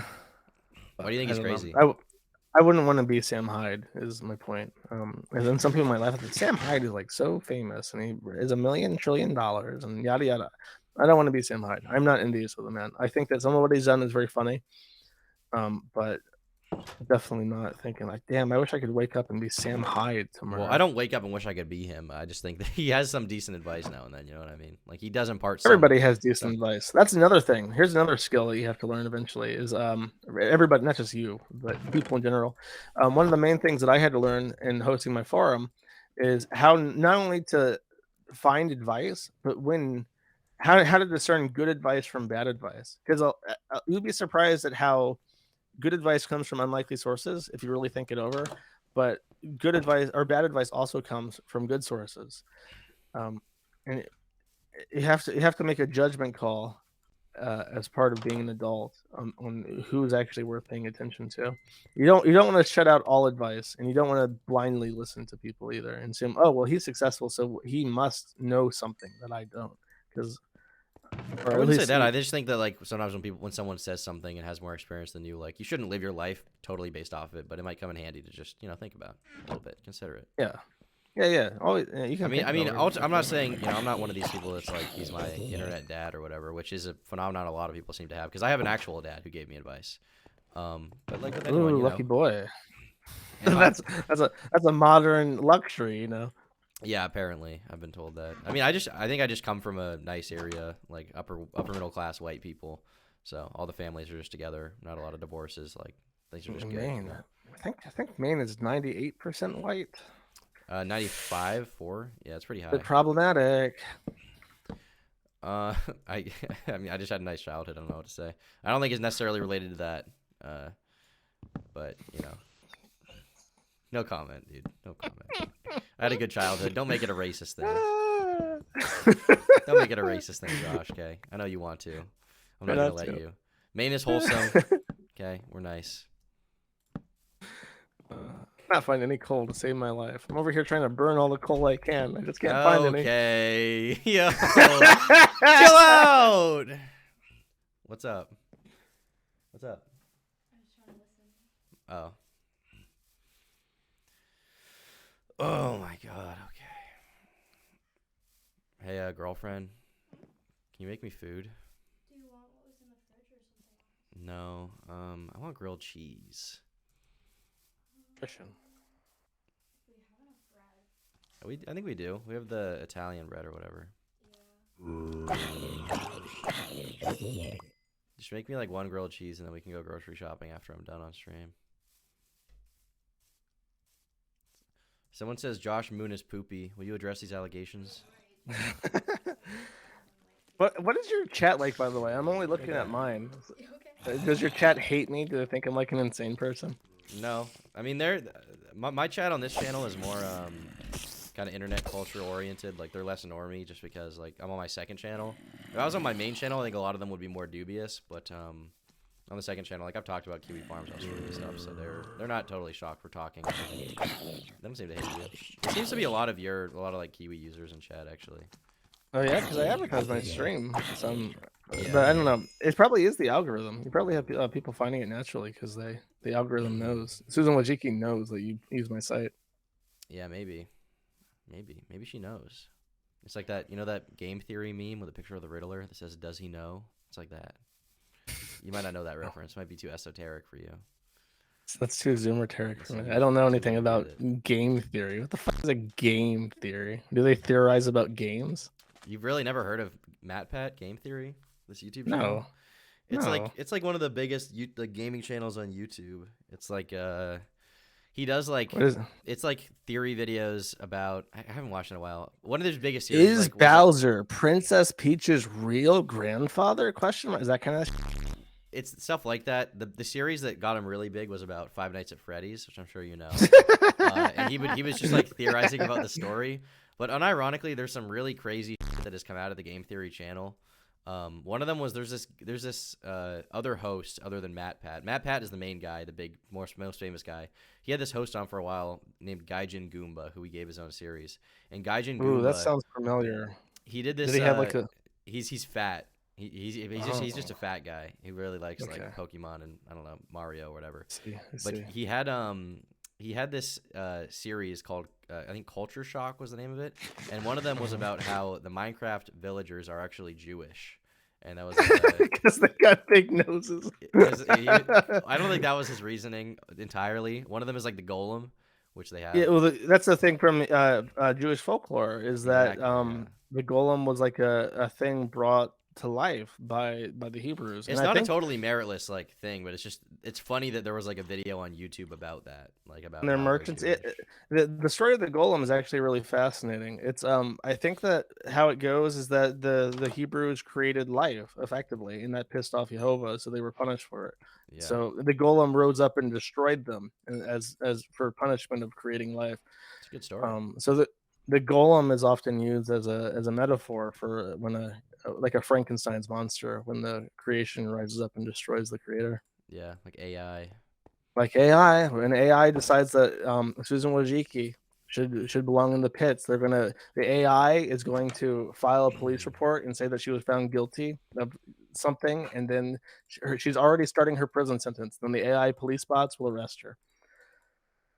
Is AI like anywhere at all? Like, is it even like anything right When now? you talk about AI, you usually talk about machine learning, and machine learning is very impressive. But it's mostly a surveillance apparatus. It's mostly like recognizing faces. The Chinese use it extensively. The Chinese government has street like cameras on every street corner. Nobody watches these, but they go through the program.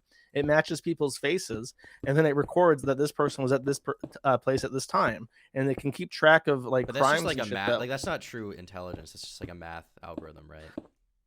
Yeah, there's artificial intelligence.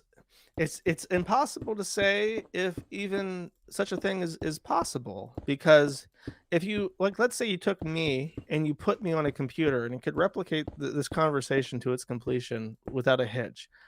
The thing is, it's like, is that really like a human? Is that really a I mean, person, that the human machine? brain is just so like complex. Like, how many cells make it up? Like hundreds of millions or whatever of brain cells. Like, it's such a Billions. yeah, it's such a like impossibly like complex thing to even comprehend. Like, we can't even simulate an infant's brain really. Like, Here, if it's you like playing structure. video games for your fans, I actually played through like a kind of like a walking simulator type game called Soma, Soma. I've heard of it. Yeah. Soma is the Latin word for life, and it kind of touches on this concept of if what is life in this sort of artificial intelligence, where the line between life and artificial intelligence is blurred.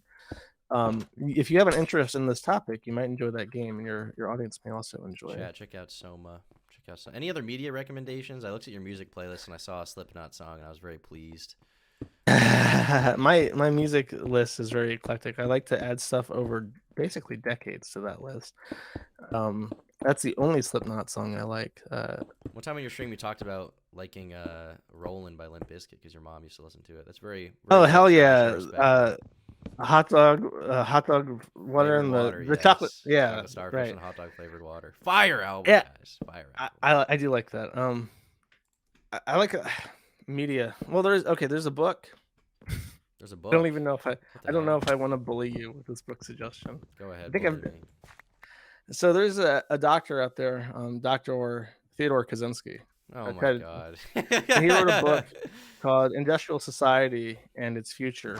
And if you are ever interested in, especially literature written by eclectic authors, you may enjoy Dr. Theodore Kaczynski's essay, Industrial Society and Its Future. I'm aware of.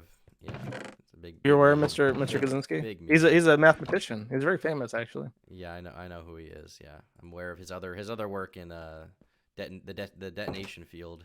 The Pyrotechnics. yeah, Pyrotechnics. pyrotechnics. There you go. Yeah, I'm aware of his work.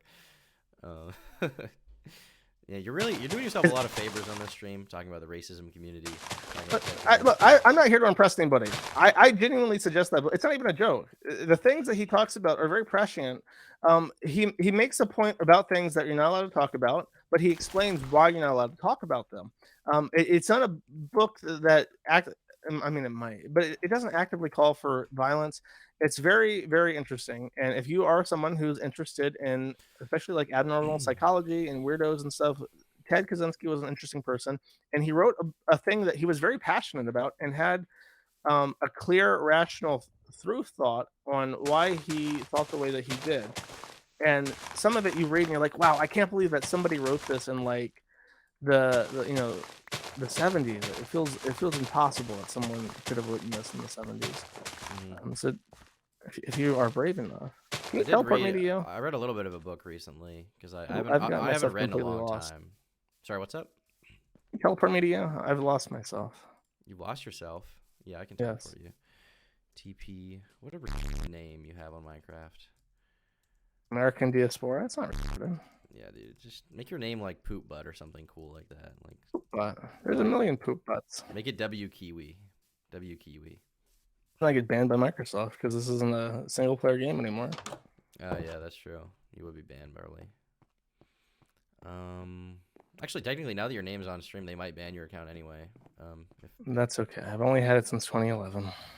Do you play Minecraft at all? I assume not, because you were trying to figure out how to install it. I think.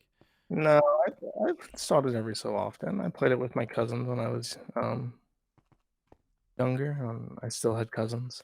There you go. I've always I've had this question about. There's this picture of you that I like a lot in like a striped shirt. From I think it was when you were working with 8chan. Can you explain that experience of working with 8chan and what that was like? It was very stressful. Was it your job? Basically, I was invited. Okay, this is a long story. I'll start at the beginning. Okay. When the Kiwi Farms was very, very new, we had a thread on WizardChan. WizardChan was an image board ran by incels for incels. Frederick Brennan, the crippled guy that ran 8chan, was the head wizard of WizardChan. He was an incel. Mm-hmm. We had a thread on WizardChan, and we made fun of the wizards. And Frederick joined the site directly, and he talked to me for a bit, and he said, you know, he didn't have any ill will, and we weren't really friends, but we kind of had like an understanding. We got along just fine. Yeah. And then at a certain point, he decides. Actually, what happens is he gets a girlfriend and he has sex, and this is the ultimate betrayal to the wizards. So he ends up getting ousted from his position as head mage, right? Yeah. Sure. And then he boots up another project, which of course is an image board, and this time it's Reddit meets 4chan. It's his words, not mine, and that was 8chan. So the two greatest things ever in one. It's so awesome. Like peanut butter and chocolate, best. So he starts getting work on it, and then during Gamergate, it has a big uptick in like users because of all the people leaving V because of the Gamergate shit. And he needs mods. And what's a mod of a big website that he knows about? Well, it's me. So he invites me over and says, "Josh, I need mods for the Kiwi Farms. Would you mind helping me out?" I said, "Of course, I'd be interested in do that." So it was a global volunteer. And while I was a global volunteer, there were moderation issues related to Gamergate, where I had to do a lot of manual moderation. I thought I could make these tools better. So I did. I submitted work to 8chan to improve the moderation tools. And then while working on it, I realized 8chan software sucks. And I said, "Frederick, we can take this and we can rebuild it and we can make it better." And he took a little persuading, but after a while, he saw the light. He said, "That's right. We need Infinity Next." So I started working on Infinity Next. 8chan got acquired by the guy who took over, Jim Watkins, the guy who's now the QAnon guy. Mm-hmm. And he and I never got along. He hated me. And he sort of wanted the project to fail. I think he offered no sponsorship, no help. The main thing is that he wanted to own it outright. And I told him I already crowdfunded $12,000 for a open license, and I don't even think it's legal for me to close the license now. And it's like to be honest, I don't even want to. And his response was to literally get up and storm out of the coffee place we're at in a fit of rage. But you know, while I was there, I hung out with Jim, and I hung out with a bunch of interesting people. I went to Japan for Christmas. I saw Star Wars in theater in Hokkaido, and I had a very interesting and memorable time. And the 8chan's fate is genuinely one of the saddest things that I have to deal with. It is I really felt like that. It's still around. It's just a zombie. I thought it was like dead now because of just a zombie. Yeah. And it's a deep personal failure of mine that I did not save 8chan because I loved it a lot. Man, sad story. It is very sad. It involves Gamergate. I was curious about your thoughts on Gamergate, because Gamergate was like that happened right before I was really online. Like I really came online like 2015, 16 when I was like 14. So Gamergate was right before my kind of time. And I kind of understand it, but I don't totally understand it. And I'm just kind of curious what your impression of what happened there was. Because you've talked about it a little bit and how you think that it was kind of the origin of cancel culture. It was because what happened is it started over a game thing. Like Zoe Quinn put out a game. It was basically just a website that you could click through, choose your own adventure type thing. Very, very primitive. Not really what most people would consider a video game. But it won all these awards for like best indie game. And it came out that Zoe Quinn was f***ing the guys who were involved in all these publications, and she got best indie game because they were f***ing her. Right. And it kind of shocked people that the media is lying. Even you know, The it's game a media. small world. Game media, it's just lying to people because for stupid shit. And people at the time, they held up the media in such high esteem. They broke all the leaked papers by Snowden and WikiLeaks, and then there, you know, all these great undercover investigations that people remember the media doing, and people just assume the media is, you know, the fourth pillar of our democratic society. It's important that we have these companies that are publishing stories and financing investigation. And then even though it was just games journalism, the fact that after this happened and people started this outrage, that mainstream publications came to the defense of the games journalist companies, and they were all like involved with each other through advertisers and through owners and media networks. And a lot of people realized, a lot of people who were just completely asleep, myself included, realized these people are all liars, and there is not a shred of dignity between the lot of them. And that was sort of Gamergate, and that's why it became like this big thing. Because a lot of people were just like, "Wait a second, if I've been lied to my entire life about something as stupid as this, what else have I been lied to?" And when you start asking questions like that, it leads you down a dark hole that you don't ever come out of. But how would that be the origin of cancel culture? Is it because of what people did to the journalists, or? Well, they started it. They wanted these publications to hurt. So what did they do? They went after all the financial aspects. They emailed the fuck out of all their advertisers and ad networks. They went after individual companies that were sponsoring Kotaku, and the end result is that their advertisers left in droves, and Kotaku went bankrupt. Right. So And now that's just so, and that's that, just what and that was everyone kind does. of that was like a right wing movement though, or like at least not. It wasn't left wing. It was more sort of of that ilk, right? Gamergate. Yeah, it was definitely it was like Mr. more. Medicare, he was more right wing. Yeah, it's really hard to put like a definition to, because it was just games. It was literally just games. There's this really But it was like a big part of it was like anti-identity politics in games, right? yes, because it was a lot of stuff. It's hard to say Gamergate was X because to everybody it meant something completely different. Ultimately, Yeah. Okay. What was it to you? It was like a waking up moment of like, well, these journalists are liars and they need to be shut up. to me it was a big problem because I had to keep. Here's what this is what got me to start developing for 8chan was that Gamergate had this image war. They wanted to say we're not like a harassment campaign. We're just trying to get ethics in games journalism. So the Gamergate board owner did not allow doxing. And then Zoe Quinn got doxxed on another board that was called like War or something, and that was So just this is like like a an alt complete. chan? Is that what this is, or like a forum? This was on 8chan. Okay. So the slash GG board did not allow doxing. Zoe Quinn got doxxed on GG. It got deleted immediately. But then the guy reposted the information to a different board, and I was the GVol on the only one awake at the time. And hundreds, 600 plus reports came in on this one post on War saying, "Guys, Gamergaters, we got to rally around to report and flag down this dox because we have to protect our image." And I just rejected. I had to go one by one over hours and reject these reports one after the others. And then I put out like a cap coded statement like there is no rule against docs on 8chan.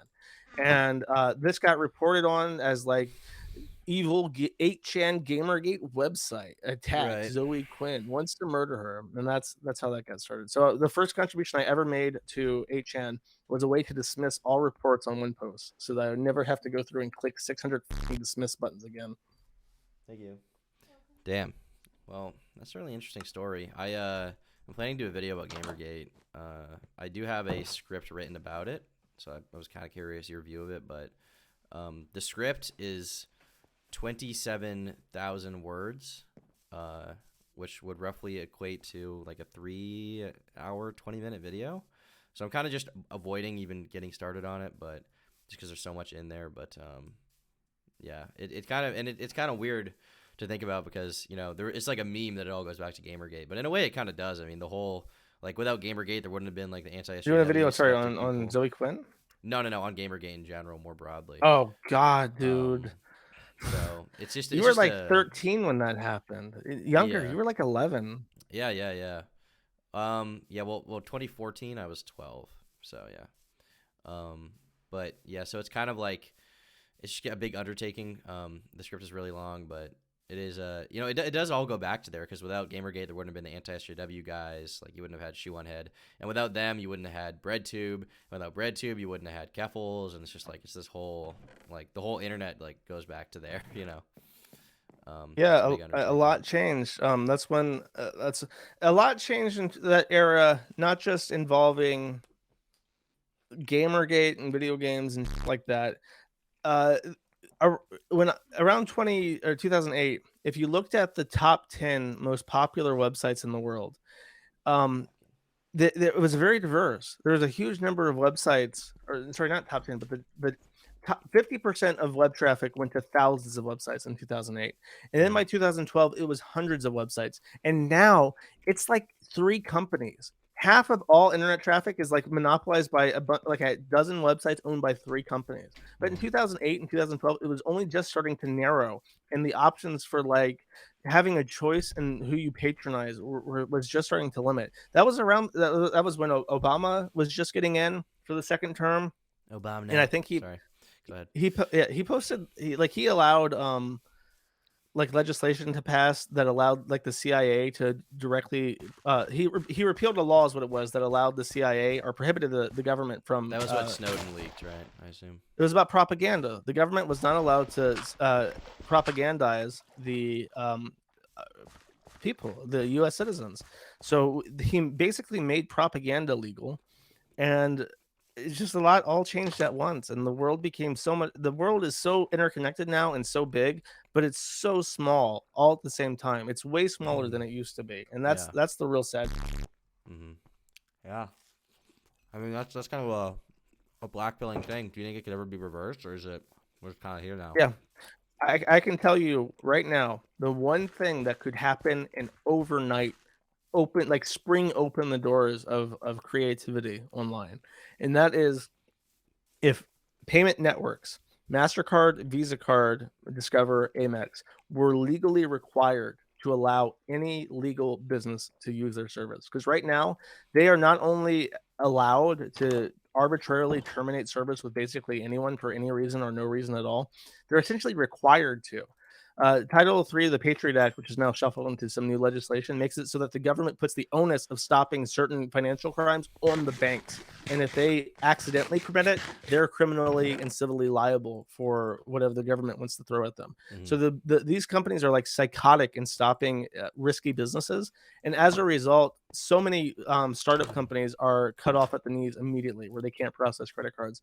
And if I was allowed to just run a credit card processor and charge people for stupid like something awful has, I would be able to do so much. I would be able to hire people and I would pay people for the things they already provide me that they deserve more money for, and tons of shit. So that alone would overnight like reshape the internet, because right now the huge reason why these companies hold a monopoly is that there is no competition allowed. It's just because the banks don't allow people to run their own business. Yeah. Well, hopefully that's something that can be fixed in the future. I'd imagine it would take a lot of money to even try to figure that out. I know there's a bunch of alt tech going on right now with Odyssey and whatever, and I'm not totally sold that any of those sites are going to have major success, but I like the spirit of it. Yeah, the main thing is there's always a way. There's crypto, and if it means that we'll have to mail checks to each other, then so be it. Because there's apps now that I'm going to look into see if there's a phone app that lets me cache pictures of checks without having to have the check in my hand physically. And it's like, if that's how we're going to have to do it, fine. People will eventually, even though they're very lazy and very slow to adopt alternative technologies like Odyssey and Rumble, they will eventually, and they will get more irritated with the way things are going, and they will eventually give up and You start can, looking at. like with my bank, you can, like just take a picture of a check if you have it, and then you can cash it that way without having to go to the bank. So Yeah, for sure. For sure, you can do that. Yeah. The main thing is that I don't have like a person to receive mail for me because they harass the fucking Indian guy who forwarded my mail to me until he resigned. So now I don't even have a mail forwarder. And it's like they try to strip you of everything. They try to strip you of legal services, essential services, business services, and it's nauseating. But for as long as I can, I'll try and if there's just a deal will, with it. there's a way. There's a will, there's a way. That's what I always say. Now that you told me to say that. True. Okay, well, that's good to hear. Anything? Is there anything else? Because I think I have to get off now. I just have a few short questions about something awful, if you don't mind, and then Sure. I'll get off as well. Bash through. All right. So someone who made a Something Awful documentary messaged me about this because they wanted to get their questions read. Where is he? Okay. You mentioned offering to help low tax with a site and even being in calls with them before. What were those like, and how did that relationship start and end? So yeah, I guess I forgot about this. So there's a period where, if you don't know, low tax ran a website called Something Awful. Something Awful has sometimes been mistakenly credited as the progenitor of the Kiwi farms. It's not directly. I think Bad Spot was a goon, but that's about as far. Maybe Blockland Forums, which has more of the vibe that I think the site's taken on, but that he was a goon. Anyways, Something Awful was going through a period briefly where basically Low Tax was a pillhead. He was a lazy piece of shit, worthless pillhead, and his mods had taken over his site for him. But because he got to collect the money, he didn't really care. Well, there came a day where his old friend, a super important contributor to Something Awful called Shmorky, was outed as a pedophile, basically. And Shmorky was someone that Low Tax had let his daughter around when she was a very little girl. So this was something that was very personal to him, angered him deeply. And the issue was Shmorky was non-binary. So people were like, "Whoa, goons, fellow goons, we can't make fun of this when we criticize this pedophile into diaper play and children. We got to make sure that we do this the right way and don't bring up the fact that he's non-binary." And Low Tax is like, wait a second. If I go to Kiwi Farms, this website that all of you hate and say is the worst place on earth, there's so much funny stuff about this that I like. And why are we not like this? We used to be like this. And there was a part where he almost wanted to fix the site. And I said, Low Tax, I will help you upgrade your site. I'll handle the service for you. You make so much money. Just pay me this like $20,000. I'll upgrade the site for you. You've been trying to do it for 8 years. I will help you. I will help you get rid of these people, and I will help you correct the ship and make it a site that you like again. And he didn't want to. That's it. And then he died. Damn. He killed himself. Yeah, bought his Nissan GTR, leased it or whatever, and then ended his own life. He had a few short follow-up questions, if you don't mind, about low tax, then I'll let you get off. All right. At one point, Rich was genuinely beloved by a lot of the internet. Did your perspective on Rich change over the years, especially after gaining the perspective of hosting a forum yourself? So the issue is I don't know too much about him. There were some things early on in the forum that I tried to copy from Something Awful. For instance, I had like a fake law personality called Laura No Landry that I used for like maybe 1 or 2 years, and of course the acronym for Laura No Landry is LOL. He had like a similar fake lawyer that answered like shitty legal complaints in snarky ways, and I think that Low Tax was a genuinely talented humorist. His writing was funny sometimes, and I liked his posts on the forum. He often made me laugh. Sure. So respect to the guy for like doing his business and getting it set up and stuff, but that's about all I can say. He was definitely destroyed by his pill addiction. He was definitely so numb to the concept of feeling pain that any discomfort was unacceptable to him. All right, just a few more questions. What place do you think Rich has in online history, in both the most charitable sense of how he shaped it, as well as like the negative kind of personal flaws? I guess you kind of answered that already with how you felt, but I mean, do you still like pay a lot of respect to him in a way for like Something Awful and how it paved the way a little bit, you would say, probably for Kiwi, even if it's not like the inception, right? It's hard to say because again, I wasn't around at its prime time. I was always on 4chan. I didn't have money for an account, so I never joined Something Awful. But even Something Awful, I think, inspired 4chan in some ways. I mean, like for sure, I respect him for what he did, but the fact is that he gave up without a fight, and his memory is now that he left multiple children without even a suicide note. He didn't even leave a suicide note explaining that why he was going to kill himself. He put out to the highest degree possible, and I have no respect for him for that. I guess the last question would be, where is Schmorky? Where is Schmorky?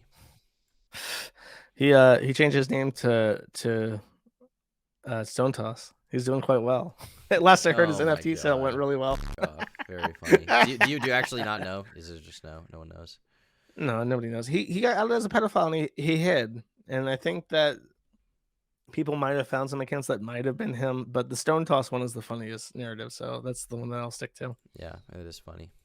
Yeah, definitely the same guy, no doubt. All right, well, appreciate you coming on stream, buddy. Is there anything you want to, I guess I'll do the due diligence. Anything you want to plug before we cut it off? No, not really. I do a podcast. Your fans probably won't like it. It's called Men at the Internet, mati.live, menattheinternet.com. Yeah, like I don't even want to like show my website. I'm going to say, come visit the Kiwi Farms. You'll probably not like it if if pronouns are important to you and you think that it's a human right to be called the pronoun that you expect. My main thing to especially young people is don't give in to like sorrow. I think so many people are just willing to like excuse themselves from responsibility by saying there's no point even trying to do anything about it. As long as you breathe air, there are things you can do, and they want you hopeless. And if it was already hopeless, we would not even these little conversations wouldn't be possible. Okay, gotcha. All right, well, appreciate you coming on. I'll let you go, but yeah, thank you for coming on. I think it was a good stream. People liked it. As I said, it was, I think, my most viewed stream ever that I can remember, 1,200 people. So yeah, appreciate everyone who came out. I'll hang up on you, and I'm going to read my own super chats, but yeah, take care, buddy. See ya. Yep, take it easy. Okay, all right, guys, I'm going to read some super chats right now, and then we'll wrap things up here in a moment. Let me see here. I really need to get better about figuring out some way to read them without interrupting the flow, but it might just be the only way to do it is to wait till the end and then read them all. All right. My stream? Oh, I thought you finished. No. I'm gonna read super chats. Okay, here we go. First one, Noshway for 22 for 2 says, wasting my McDonald's money on you. Appreciate you wasting. Saman P says, great catch you live. Appreciate it. Dave CC94 with the 20 MXN. Thank you, buddy. FP Silver says, Andrew Callahan L. Brandon Buckingham W. True. Oxray for 2. Thank you. A Wonderful Galaxy for 5 says, the meeting of the minds. Truly. Michael Alberto says, she pulled out of our debate. She'll probably pull out of yours. Yeah, probably. Bite Size Unity says, Blockland is definitely correlated with severe brain damage. Great game, by the way. Cats Flockin for 2 says, W Magpies. Cis White Meme for 2 says, screw what women think, just go MGTOW. I already read that one. Germ70 says, Flanko is probably somewhere taking notes. Asian Chopsticks for 1. Thank you. Cats Flockin for 5 says, you either live long enough to become the villain or you die young. Lashkey Gothboy with the 10. Thank you. Benjamin Dover for 5. Appreciate it. Andrew Tate pisses off the right people, so I tolerate him. Asian Chopsticks for 1. Asian Chopsticks for 2 says, bro, turn off auto jump my feller. F you. No. Pepsi Man for 2 says, ask Null about your movie sucks and love it dogs. I think we kind of talked about YMS a little bit. Chud Bud for 2 says, it would be higher, but Jerish needs the money more. I understand. Nurbash Tones for 420 says, Turkey Tom rules. Woo. Lift shirt. Okay. Transmago for 5 says, move to Ukraine for the unique experience. Pragmatic Culture for 10 says, the free internet died when Cloudflare suspended its relationship with Andrew Anglin and the Daily Stormer, an action Josh was fine with until they came for him. John Doe for 5 says, there's nothing wrong with doxing. Nobody would know who you are if you didn't put your information on the internet. It's your own fault. It's very simple. Well, that's not totally true because people will go out of their way to like find people's old accounts where they just had like a private Facebook account. I think if you're an online personality, you don't deserve to be doxxed just for existing, just because you had some old Facebook. Like, that's not cool. But anyhow, appreciate you guys coming out to the stream. Hope you enjoyed it. Be sure to subscribe.